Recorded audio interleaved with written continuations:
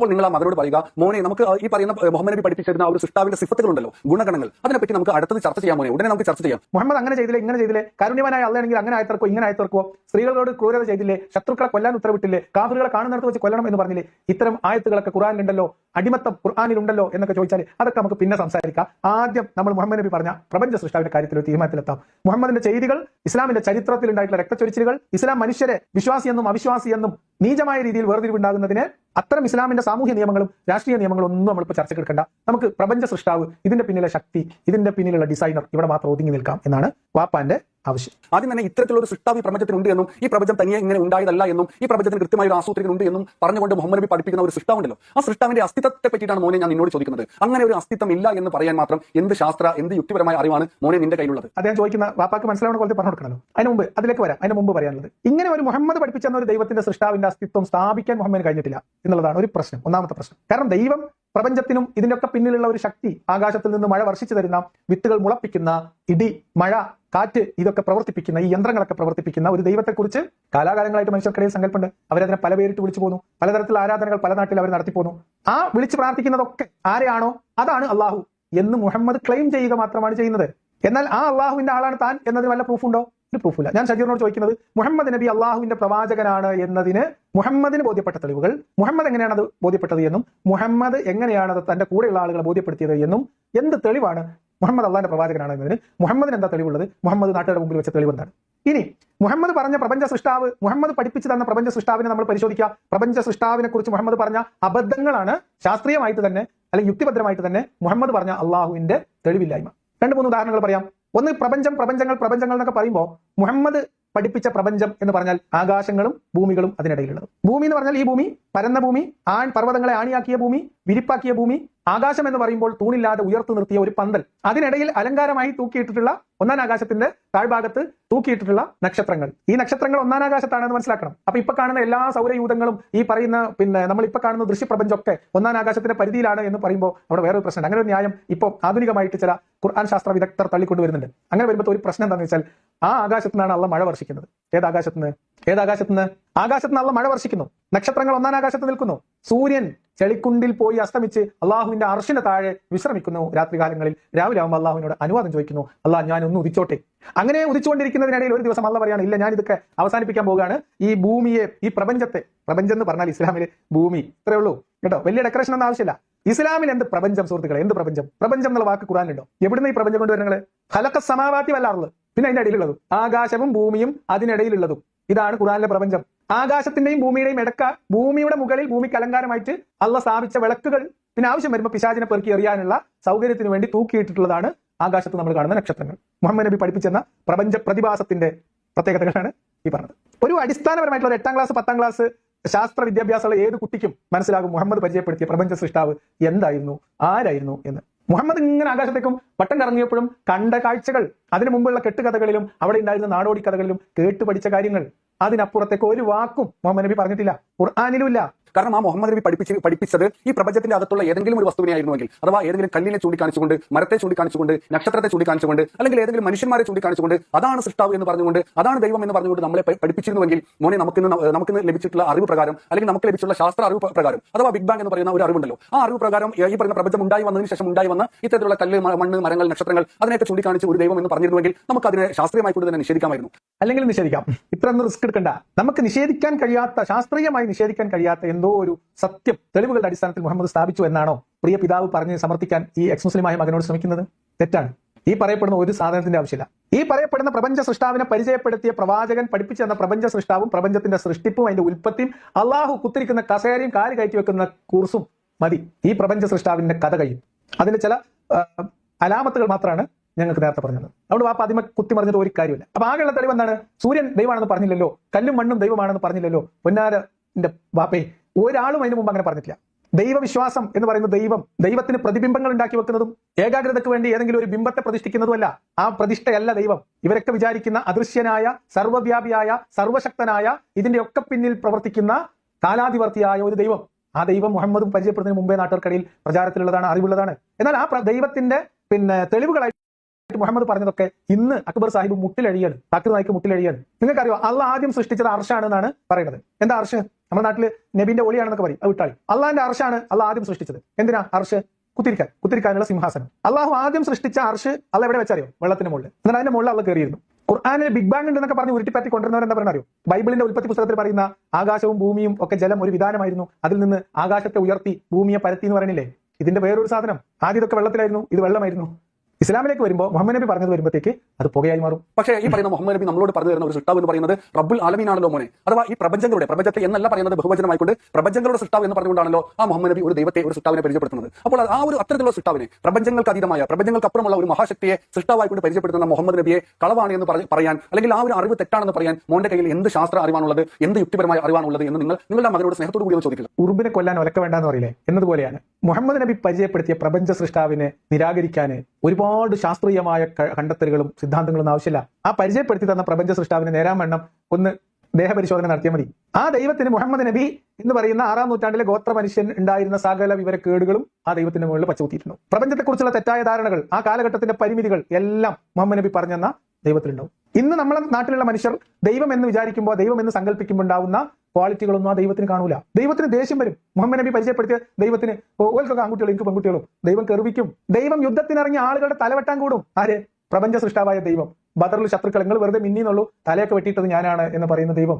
ശപിക്കുന്ന ദൈവം, പ്രാകുന്ന ദൈവം, തെറി വിളിക്കുന്ന ദൈവം. നിങ്ങൾ ഇസ്ലാമിലെ അള്ള പഠിപ്പിച്ച മീൻസ് മുഹമ്മദ് നബി പരിചയപ്പെടുത്തിയ പ്രപഞ്ച സൃഷ്ടാവായ ദൈവം ഉണ്ടല്ലോ, ആ ദൈവത്തിന്റെ സംസ്കാരം ഖുർആനിലുണ്ടല്ലോ.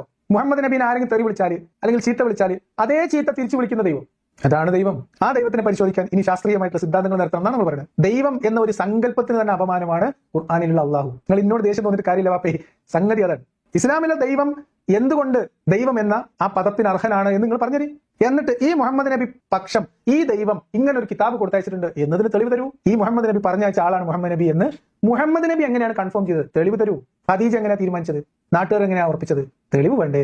അതുകൊണ്ട് ഇതിന് വലിയ ഗവേഷണം നടത്തുന്ന കാര്യമില്ല. നമ്മൾ പറയില്ലേ, ഈ അരി നന്നോന്നറിയാൻ അല്ലെങ്കിൽ വെന്തോന്നറിയാൻ കലം മൊത്തം പരിശോധിക്കണ്ട, ഇന്നൊരു വറ്റെടുത്ത് പരിശോധിച്ചാൽ മതി. അപ്പോൾ എന്തായാലും കുറച്ച് സമയം നിങ്ങൾ എല്ലാവരും എൻ്റെ കൂടെ ഇരിക്കും എന്ന് വിചാരിക്കുന്നു. ഷജീർ പറഞ്ഞ് വെച്ച കാര്യങ്ങളിൽ ഷജീറിന് എന്തുകൊണ്ടാണ് ഞാൻ മറുപടി പറയാതിരുന്നതെന്ന് ഞാൻ പറയാം. കാരണം ഷജീറിന്റെ ആ ഒരു വീഡിയോ എനിക്ക് മറുപടി പറഞ്ഞുകൊണ്ട് ഷജീർ ചെയ്ത വീഡിയോയിൽ ഷജീറിന് തന്നെ കുരുക്കാവുന്ന കുറേ സാധനങ്ങൾ അതിനകത്തുണ്ട്. ഒന്നാമത്തെ കാര്യം.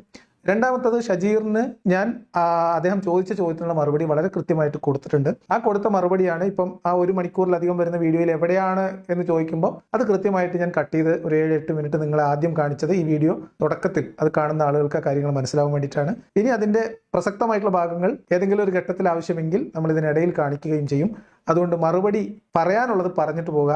അറിയില്ലെങ്കിൽ അറിയില്ല എന്നെങ്കിലും ഞാൻ പറയും. ആ കാര്യത്തിൽ ഷജീർ വിഷമിക്കരുത്. എനിക്കറിയാത്ത കാര്യമാണ്, എനിക്ക് അറിയില്ല എന്ന് പറയും. അതിനൊരു ബുദ്ധിമുട്ടും ഇല്ല. അതുകൊണ്ട് ഷജീർ ചോദിച്ച കാര്യങ്ങൾക്ക് എൻ്റെ അറിവിൽ, എൻ്റെ ബോധ്യത്തിൽ നിന്നുള്ള മറുപടി ഓൾറെഡി പറഞ്ഞു കഴിഞ്ഞതാണ്. എങ്കിലും മറുപടി കിട്ടിയില്ല, മറുപടി തന്നില്ല, മറുപടി തരാൻ കഴിയില്ല എന്ന ഷജീറിന്റെ ആത്മവിശ്വാസത്തിന്, അദ്ദേഹത്തിന്റെ നിരന്തരമായ ആവശ്യത്തിന് വഴങ്ങിക്കൊണ്ടാണ് അദ്ദേഹത്തിന്റെ ആ മറുപടി വീഡിയോയ്ക്കുള്ള മറുപടിക്ക് ഒരു മറുപടി പ്രത്യേകമായിട്ട് തരുന്നത്. വാസ്തവത്തിൽ അത് അർഹിക്കുന്നില്ല, പക്ഷെ എങ്കിലും അദ്ദേഹത്തിന്റെ നിരന്തരമായ ആവശ്യം, അദ്ദേഹം അത് കാത്തിരിക്കുന്നു എന്നുള്ളത് കൊണ്ട് ആ വീഡിയോയിലേക്ക് നമ്മൾ കിടക്കാം. അപ്പോൾ തുടങ്ങിയാലോ? എല്ലാവരും റെഡിയല്ലേ? എക്സ് മുസ്ലിം ആയിട്ടുള്ള ഒരാളോട് നിങ്ങൾ ഈ ചോദ്യം ചോദിച്ചു നോക്കൂ. 2 ഗുണം എന്ന തലക്കെട്ടിൽ ഞാനൊരു വീഡിയോ ചെയ്യുകയുണ്ടായിരുന്നു. ആ വീഡിയോയിൽ ചോദിക്കുന്ന ചോദ്യത്തിന് മറുപടി നൽകിക്കൊണ്ട് ലിയാഖത്തിൽ ഒരു വീഡിയോ ചെയ്തിട്ടുണ്ട്. അദ്ദേഹത്തോട് ആദ്യമേ ഞാൻ നന്ദി പറയുകയാണ്. എന്റെ ആ ചോദ്യത്തിന് മറുപടി നൽകാൻ താങ്കൾ മാറ്റിവെച്ച സമയത്തിന് ഞാൻ താങ്കളോട് നന്ദി പറയുന്നു. ഞാൻ ആ വീഡിയോയിൽ ചോദ്യം ചോദിക്കുന്ന സമയത്ത് ഒരു പിതാവ് തന്റെ എക്സ് മുസ്ലിമായ മകനോട് ചോദിക്കുന്ന രീതിയിലാണ് ഞാൻ ആ വീഡിയോയിൽ പ്രസന്റ് ചെയ്തിരിക്കുന്നത്. അതുകൊണ്ട് തന്നെ ഇതിന് മറുപടി നൽകുന്ന സമയത്ത് ലിയാഖത്തിൽ ഒരു മകനായിക്കൊണ്ടും ഷജീറിനെ പിതാവാക്കിക്കൊണ്ടും ഒരു മകനായിട്ടുള്ള ലിയാഖത്തിൽ പിതാവായ ഷജീറിനോട് നൽകുന്ന മറുപടി എന്ന രീതിയിലാണ് അദ്ദേഹം അത് അവതരിപ്പിച്ചിരിക്കുന്നത്. അതൊരു അവതരണത്തിലെ ഭംഗിക്ക് വേണ്ടിയിട്ടാണ് അദ്ദേഹം അത് ചെയ്തിട്ടുള്ളത്. വളരെ മനോഹരമായിക്കൊണ്ട് തന്നെ അദ്ദേഹം അത് ചെയ്തിട്ടുണ്ട്.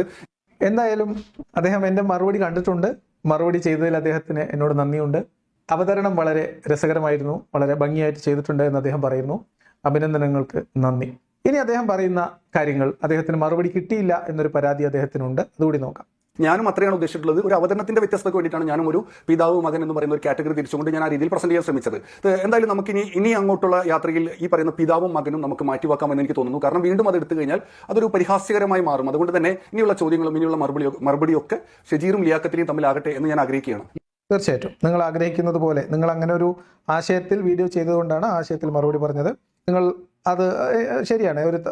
നമ്മളൊരു ഭംഗിക്ക് വേണ്ടി, ഒരു കൗതുകത്തിന് വേണ്ടി ചെയ്യുന്ന കാര്യങ്ങൾ ആവർത്തനമായാൽ അത് വിരസതയാവും, അത് ബോറാവും, അത് ഒരു അങ്ങോട്ടും ഇങ്ങോട്ടും കളിയാക്കലിന്റെ ഇതിലേക്ക് വരും. അതുകൊണ്ട് ഞാനും അത് ആഗ്രഹിക്കുന്നില്ല. താങ്കളുടെ അഭിപ്രായത്തോട് 100% യോജിക്കുന്നു. നമ്മൾ ഷജീർ പുളിക്കൽ എന്ന് പറയുന്ന വ്യക്തിയോട് ലിയാഖത്ത് അലി മറുപടി പറയുകയാണ്. നിങ്ങളും അങ്ങനെ തന്നെ സംസാരിക്കാം. ഞാൻ ഒരു കാര്യം പറയാം. അതായത് നമ്മൾ നിരവധിയായിട്ടുള്ള ഇസ്ലാം മത വിമർശകർ അല്ലെങ്കിൽ വിമർശനം നടത്തുന്ന ആളുകൾ അവർക്ക് മറുപടി പറഞ്ഞുകൊണ്ട് ഇസ്ലാമിൽ നിന്ന് ഒരുപാട് ആളുകൾ വരാറുണ്ട്. വളരെ അപൂർവമായിട്ടുള്ള ആളുകളാണ് ഷജീർ ഉപയോഗിക്കുന്ന അത്രയും മാന്യമായ ഭാഷയെങ്കിലും ഉപയോഗിച്ചിട്ട് സംസാരിക്കുന്നവർ. വളരെ മോശമായ പദപ്രയോഗങ്ങൾ നടത്തി അവരുടെ എന്താ പറയുക, അവരുടെ ധാർമ്മികതയെ ചോദ്യം ചെയ്ത് അങ്ങനെയൊക്കെയുള്ള വളരെ പരിഹാസ്യമായിട്ടുള്ള മറുപടിയായിട്ടാണ് വലിയ വലിയ മുന്തിയ പണ്ഡിതന്മാരൊക്കെ സാധാരണഗതിയിൽ വരാറുള്ളത്. അങ്ങനെ ഒരു സാഹചര്യത്തിലാണ് നമ്മൾ ഷജീർ പുളിക്കൽ അദ്ദേഹം പറയുന്ന വാദങ്ങൾ എന്തായാലും, അദ്ദേഹം പറയുന്ന കാര്യങ്ങൾ എന്തായാലും, അദ്ദേഹം പറയുന്നതിലുള്ള പ്രശ്നങ്ങൾ എന്തൊക്കെയായാലും, അല്ലെങ്കിൽ നമ്മൾ മറുപടി പറഞ്ഞിട്ടും അദ്ദേഹം മറുപടി കിട്ടിയിട്ടില്ല എന്ന് പറയുന്നുണ്ടെങ്കിൽ പോലും അത് അദ്ദേഹം വളരെ മാന്യമായ ഭാഷ ഉപയോഗിച്ചുകൊണ്ട് ഒരു സംവാദത്തിന്റെ ഒരു പ്രതലത്തിൽ നിന്നുകൊണ്ട് അത് പറയുന്നു എന്നത് പ്രത്യേകമായിട്ട് അഭിനന്ദനം അർഹിക്കുന്നു. ആ അഭിനന്ദനം കൂടിയും അറിയിക്കുകയാണ്. അത് കഴിഞ്ഞിട്ട് അദ്ദേഹത്തിന് നമ്മളുടെ വീഡിയോയിലുള്ള വിയോജന കുറിപ്പുകൾ, അദ്ദേഹം വിയോജിപ്പായിട്ടാണ് ആ വീഡിയോ ചെയ്തിട്ടുള്ളത്, അതിലേക്ക് പോകാം. 1 മണിക്കൂറിലധികം എടുത്തുള്ള നിങ്ങളുടെ ആ പ്രസന്റേഷൻ രണ്ട് പ്രാവശ്യം ഞാൻ കണ്ടു. അതിൽ ഒരിടത്ത് പോലും നിങ്ങൾ അതിലേക്ക് വരാമെന്ന് പറഞ്ഞ് മാറ്റിവെച്ച സബ്ജക്റ്റിലേക്ക് ഒരിടത്ത് പോലും വരുന്നത് കാണുന്നില്ല. എന്റെ ആ ചോദ്യത്തിന് നിങ്ങൾ മറുപടി പറയുന്നത് കാണുന്നില്ല. അങ്ങനെ മറുപടി നിങ്ങൾ പറഞ്ഞിട്ടുണ്ടെങ്കിൽ നിങ്ങളുടെ ആ 1 മണിക്കൂർ വീഡിയോയിലെ എത്രാമത്തെ മിനിറ്റിലാണ് എന്റെ ആ ചോദ്യത്തിന് മറുപടി നൽകിയിട്ടുള്ളത് എന്നത് നിങ്ങൾ എനിക്കൊന്ന് പറഞ്ഞു തന്നാൽ കൊള്ളാമായിരുന്നു. ഓക്കെ, ആ അഭ്യർത്ഥന തീർച്ചയായിട്ടും മാനിക്കുന്നു. അദ്ദേഹം 1.5 മണിക്കൂറിലധികം, മീൻസ് 1 മണിക്കൂറിലധികം ഉണ്ടായിരുന്ന ആ വീഡിയോ, കാരണം അത് ലൈവാണ്. അപ്പൊ അതിന്റെ തുടക്കം, അതിന്റെ അവസാനം നമ്മൾ കമന്റ് സെക്ഷനിൽ ഇരുന്നിട്ടുണ്ടെങ്കിൽ അത് എങ്ങനെയൊക്കെയുള്ള ഉണ്ടാവും. പിന്നെ സ്വാഭാവികമായിട്ടും ലൈവിന് അതിൻ്റെതായിട്ടുള്ള ഒരു ലാഗ് ഉണ്ടാവും, ചെറിയ എന്താ പറയാ വേസ്റ്റ് ആയി പോകുന്ന സമയങ്ങൾ ഉണ്ടാവും. അപ്പൊ അങ്ങനെ അതൊരു വലിയ വീഡിയോ തന്നെയായിരുന്നു. പക്ഷെ ഷജീറിന്റെ വീഡിയോ നമ്മൾ ചെയ്യുന്നത്, ഷജീർ 12 മിനിറ്റ് 14 മിനിറ്റ് സംസാരിച്ചിട്ടുണ്ടെങ്കിൽ അതിൽ കൃത്യമായ ആവർത്തനമോ അല്ലെങ്കിൽ ഒട്ടും പ്രസക്തമല്ലാത്തതോ ആയിട്ടുള്ള ഭാഗങ്ങൾ ഒഴിവാക്കി കഴിഞ്ഞാൽ താങ്കളുടെ വാദഗതികൾ കൃത്യമായിട്ട് നമ്മൾ ക്ലിപ്പ് ചെയ്ത് കൃത്യമായ ഇടവേളകളിൽ നിങ്ങൾക്ക് മറുപടി പറഞ്ഞ് ക്രമാനുഗതമായിട്ട് നിങ്ങളുടെ വീഡിയോ പിന്തുടർന്ന് മറുപടി പറയുന്ന രീതിയാണ് നമ്മൾ ഇവിടെ എടുക്കുന്നത്. അത് ആരുമായിട്ട് ഉള്ള വീഡിയോ റിയാക്ട് ചെയ്യുമ്പോഴും നിങ്ങൾക്ക് മനസ്സിലാവും. നമ്മൾ എവിടെന്നെങ്കിലും ഒരു 5 സെക്കൻഡ് അടർത്തി എടുത്തിട്ട് അത് മാത്രം കാണിച്ച് അങ്ങനെയുള്ള പരിപാടിയല്ല. നിങ്ങൾ പറയുന്ന ആശയം കൃത്യമായ ആളുകളെ കേൾപ്പിച്ച് അതിന് കൃത്യമായിട്ടുള്ള മറുപടി പറയുക എന്ന രീതിയാണ്. അപ്പൊ അതുകൊണ്ട് സ്വാഭാവികമായിട്ടും റിയാക്ഷൻ വീഡിയോസ് ഇവിടെ ചെയ്യുമ്പോൾ ലൈവിൽ ഇത് കൂടുതലായിരിക്കും, ലെങ്ത് കൂടുതലായിരിക്കും. അത് നിങ്ങൾ ക്ഷമിക്കുക. ഇനി ഇദ്ദേഹത്തിന്റെ സൗകര്യത്തിന് വേണ്ടി ഇദ്ദേഹത്തിന്റെ സൗകര്യത്തിനല്ല, പൊതുവിൽ നമ്മൾ ലൈവ് വീഡിയോകൾ അതിന്റെ ഗ്യാപ്പുകളും കാര്യങ്ങളൊക്കെ കട്ട് ചെയ്ത് കുറച്ച് സ്പീഡ് അഡ്ജസ്റ്റ് ചെയ്ത് നമ്മളത് റീഅപ്ലോഡ് ചെയ്യാറുണ്ട്. അങ്ങനെ റീഅപ്ലോഡ് ചെയ്ത ഈ വീഡിയോ 44 മിനിറ്റുള്ള വീഡിയോ ഇതേ ചാനലിൽ ഇതേ ടൈറ്റിലിൽ അതേ തംബ്നെയിലിൽ കിടക്കുന്നുണ്ട്. ഷജീറും ഞാനും തംബ്നെയിലുള്ള രീതിയിൽ ഇതേ ടൈറ്റിലിൽ കിടക്കുന്നുണ്ട്. ഇതേ ടൈറ്റിൽ മീൻസ് അന്ന് നമ്മൾ ലൈവ് ചെയ്ത അതേ ടൈറ്റിൽ കിടക്കുന്നുണ്ട്. ആ വീഡിയോ ഷജീർ എടുത്തിട്ട് അതിന്റെ 24ാമത്തെ മിനിറ്റ് മുതൽ ഒരു 10 മിനിറ്റ് മുന്നിലോട്ട് കേട്ട് കഴിഞ്ഞാൽ ഷജീറിന് ആ വിഷയത്തിൽ കൃത്യമായിട്ട് മറുപടി പറയാന്ന് പറഞ്ഞാൽ മാറ്റിവെക്കില്ല. കൃത്യമായി ആ മാറ്റിവെക്കാം എന്ന് പറഞ്ഞ് 1-2 മിനിറ്റിൽ ഒരു ചെറിയ കാര്യം പറഞ്ഞ് അതിലേക്ക് കൃത്യമായി വരുന്നുണ്ട്. ആ മറുപടി കൃത്യമായിട്ട് പറഞ്ഞിട്ടുണ്ട്. ആ മറുപടി കേട്ടിട്ടില്ലെങ്കിൽ ഷജീറിന്, അതേപോലെ ഷജീറിനെ പോലെ ആ മറുപടി കണ്ടിട്ടില്ലാത്ത ആൾക്കാർക്ക് വേണ്ടി ഞാൻ അത് ഒരിക്കൽ കൂടി എന്റെ സൈഡിൽ തന്നെ പ്ലേ ചെയ്യാം. ഇനി മുഹമ്മദ് പറഞ്ഞ പ്രപഞ്ച സൃഷ്ടാവ്, മുഹമ്മദ് പഠിപ്പിച്ചു തന്ന പ്രപഞ്ച സൃഷ്ടാവിനെ നമ്മൾ പരിശോധിക്കുക. പ്രപഞ്ച സൃഷ്ടാവിനെ കുറിച്ച് മുഹമ്മദ് പറഞ്ഞ അബദ്ധങ്ങളാണ് ശാസ്ത്രീയമായിട്ട് തന്നെ അല്ലെങ്കിൽ യുക്തിഭദ്രമായിട്ട് തന്നെ മുഹമ്മദ് പറഞ്ഞ അള്ളാഹുവിന്റെ തെളിവില്ലായ്മ. 2-3 ഉദാഹരണങ്ങൾ പറയാം. ഒന്ന്, പ്രപഞ്ചങ്ങൾ എന്നൊക്കെ പറയുമ്പോൾ മുഹമ്മദ് പഠിപ്പിച്ച പ്രപഞ്ചം എന്ന് പറഞ്ഞാൽ ആകാശങ്ങളും ഭൂമികളും അതിനിടയിലുള്ളത്. ഭൂമി എന്ന് പറഞ്ഞാൽ ഈ ഭൂമി, പരന്ന ഭൂമി, പർവ്വതങ്ങളെ ആണിയാക്കിയ ഭൂമി, വിരിപ്പാക്കിയ ഭൂമി. ആകാശം എന്ന് പറയുമ്പോൾ തൂണില്ലാതെ ഉയർത്തു നിർത്തിയ ഒരു പന്തൽ, അതിനിടയിൽ അലങ്കാരമായി തൂക്കിയിട്ടിട്ടുള്ള ഒന്നാം ആകാശത്തിന്റെ താഴ്ഭാഗത്ത് തൂക്കിയിട്ടിട്ടുള്ള നക്ഷത്രങ്ങൾ. ഈ നക്ഷത്രങ്ങൾ ഒന്നാം ആകാശത്താണെന്ന് മനസ്സിലാക്കണം. അപ്പൊ ഇപ്പൊ കാണുന്ന എല്ലാ സൗരയൂഥങ്ങളും ഈ പറയുന്ന നമ്മൾ ഇപ്പൊ കാണുന്ന ദൃശ്യപ്രപഞ്ചമൊക്കെ ഒന്നാം ആകാശത്തിന്റെ പരിധിയിലാണ് എന്ന് പറയുമ്പോൾ അവിടെ വേറൊരു പ്രശ്നം. അങ്ങനെ ഒരു ന്യായം ഇപ്പോൾ ആധുനികമായിട്ട് ചില ഖുർആൻ ശാസ്ത്ര വിദഗ്ധർ തള്ളിക്കൊണ്ടുവരുന്നുണ്ട്. അങ്ങനെ വരുമ്പോൾ ഒരു പ്രശ്നം എന്താണെന്ന് വെച്ചാൽ ആ ആകാശത്തുനിന്നാണ് അള്ള മഴ വർഷിക്കുന്നത്. ഏതാകാശത്തുനിന്ന് അള്ള മഴ വർഷിക്കുന്നു. നക്ഷത്രങ്ങൾ ഒന്നാം ആകാശത്ത് നിൽക്കുന്നു. സൂര്യൻ ചെളിക്കുണ്ടിൽ പോയി അസ്തമിച്ച് അള്ളാഹുവിന്റെ അർശിന്റെ താഴെ വിശ്രമിക്കുന്നു രാത്രികാലങ്ങളിൽ. രാവിലെ ആവുമ്പോൾ അള്ളാഹുവിനോട് അനുവാദം ചോദിക്കുന്നു, അള്ളാഹ് ഞാൻ ഒന്ന് ഉദിച്ചോട്ടെ. അങ്ങനെ ഉദിച്ചുകൊണ്ടിരിക്കുന്നതിനിടയിൽ ഒരു ദിവസം അള്ള പറയാണ്, ഇല്ല, ഞാൻ ഇതൊക്കെ അവസാനിപ്പിക്കാൻ പോവുകയാണ്. ഈ ഭൂമിയെ, ഈ പ്രപഞ്ചത്തെ, പ്രപഞ്ചം എന്ന് പറഞ്ഞാൽ ഇസ്ലാമിൽ ഭൂമി ഇത്രയേ ഉള്ളൂ കേട്ടോ, വലിയ ഡെക്കറേഷൻ ഒന്നും ആവശ്യമില്ല. ഇസ്ലാമിൽ എന്ത് പ്രപഞ്ചം സുഹൃത്തുക്കളെ, എന്ത് പ്രപഞ്ചം? പ്രപഞ്ചം എന്നുള്ള വാക്ക് ഖുർആനിലുണ്ടോ? എവിടുന്ന് ഈ പ്രപഞ്ചം കൊണ്ടുവരുന്നത്? ഖലഖ സമാവാതി വല്ലാറുള്ളത്, പിന്നെ അതിന്റെ ഇടയിലുള്ളതും ആകാശവും ഭൂമിയും അതിനിടയിലുള്ളതും. ഇതാണ് ഖുർആനിലെ പ്രപഞ്ചം.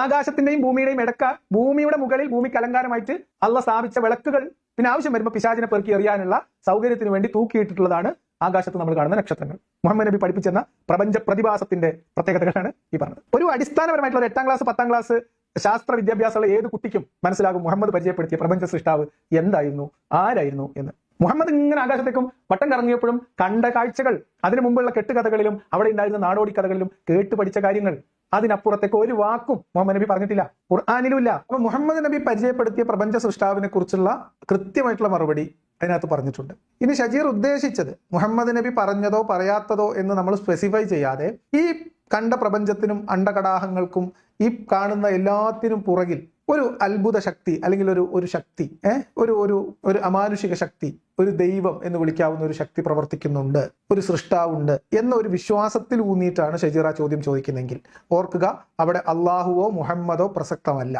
ആ രീതിയിലാണ് ഷജീർ ചോദിക്കുന്നതെങ്കിൽ അതിനുള്ള മറുപടി നമ്മൾ ഈ വീഡിയോയിൽ തരാം. ഷജീർ അന്ന് ചോദിച്ചത് മുഹമ്മദ് നബി പരിചയപ്പെടുത്തിയ പ്രപഞ്ച സൃഷ്ടാവുമായി ബന്ധപ്പെട്ട ചോദ്യമാണ്. അതിനുള്ള കൃത്യമായ മറുപടി തന്നിട്ടുണ്ട്. ഇനി അള്ളാഹുവിന് മുഹമ്മദിനെയും ഇസ്ലാമിനെയും ഖുർആാനിനെയും മാറ്റി വെച്ചിട്ടുള്ള ഒരു പ്രപഞ്ച സൃഷ്ടാവിന്റെ അസ്തിത്വത്തെ ചോദ്യം ചെയ്യണതിനെ കുറിച്ചാണോ ചോദിക്കുന്നതെങ്കിൽ അത് സ്പെസിഫിക് ആയിട്ട് ഷജീർ ഇപ്പം ലൈവിലുണ്ട്, അത് പറഞ്ഞാൽ നമുക്ക് അതിലേക്ക് വരാം.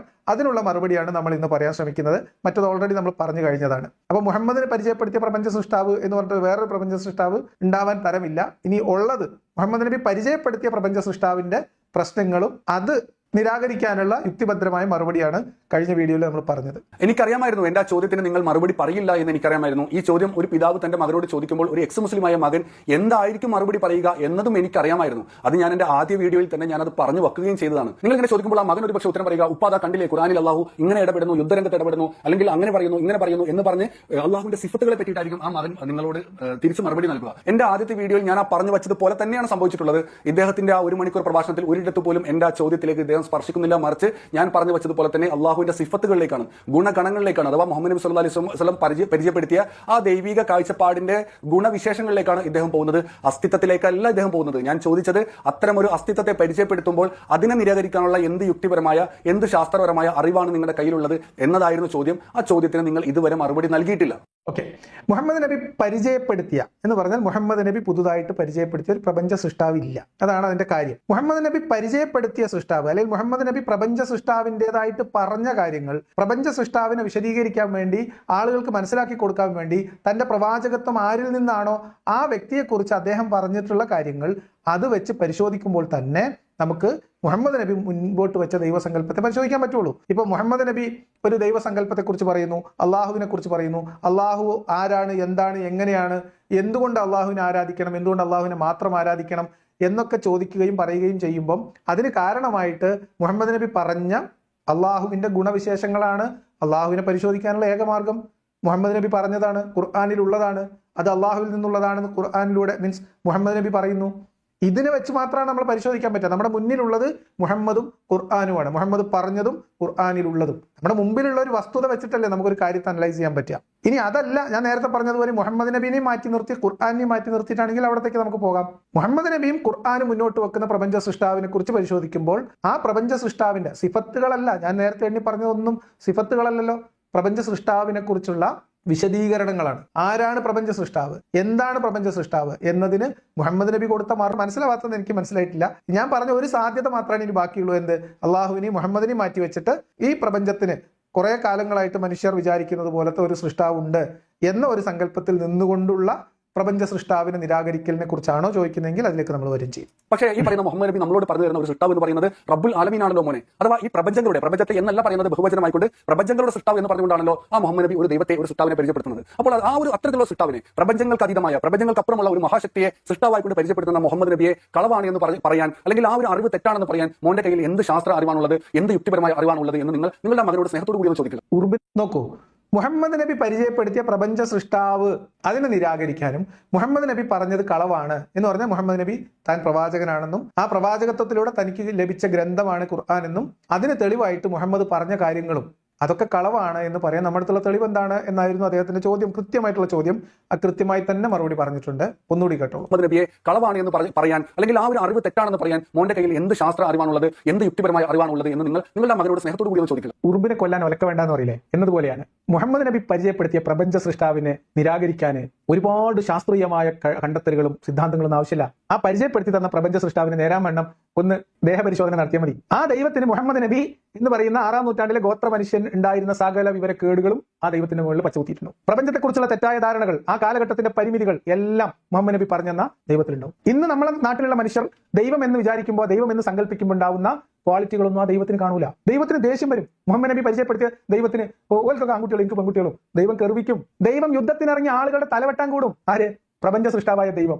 ബദറിൽ ശത്രുക്കൾ നിങ്ങൾ വെറുതെ മിന്നിന്നുള്ളൂ, തലയൊക്കെ വെട്ടിയിട്ടത് ഞാനാണ് എന്ന് പറയുന്ന ദൈവം, ശപിക്കുന്ന ദൈവം, പ്രാകുന്ന ദൈവം, തെറി വിളിക്കുന്ന ദൈവം. നിങ്ങൾ ഇസ്ലാമിലെ അള്ളാഹ് പഠിപ്പിച്ച മീൻസ് മുഹമ്മദ് നബി പരിചയപ്പെടുത്തിയ പ്രപഞ്ച സൃഷ്ടാവായ ദൈവം ഉണ്ടല്ലോ, ആ ദൈവത്തിന്റെ സംസ്കാരം ഖുർആനിലുണ്ടല്ലോ.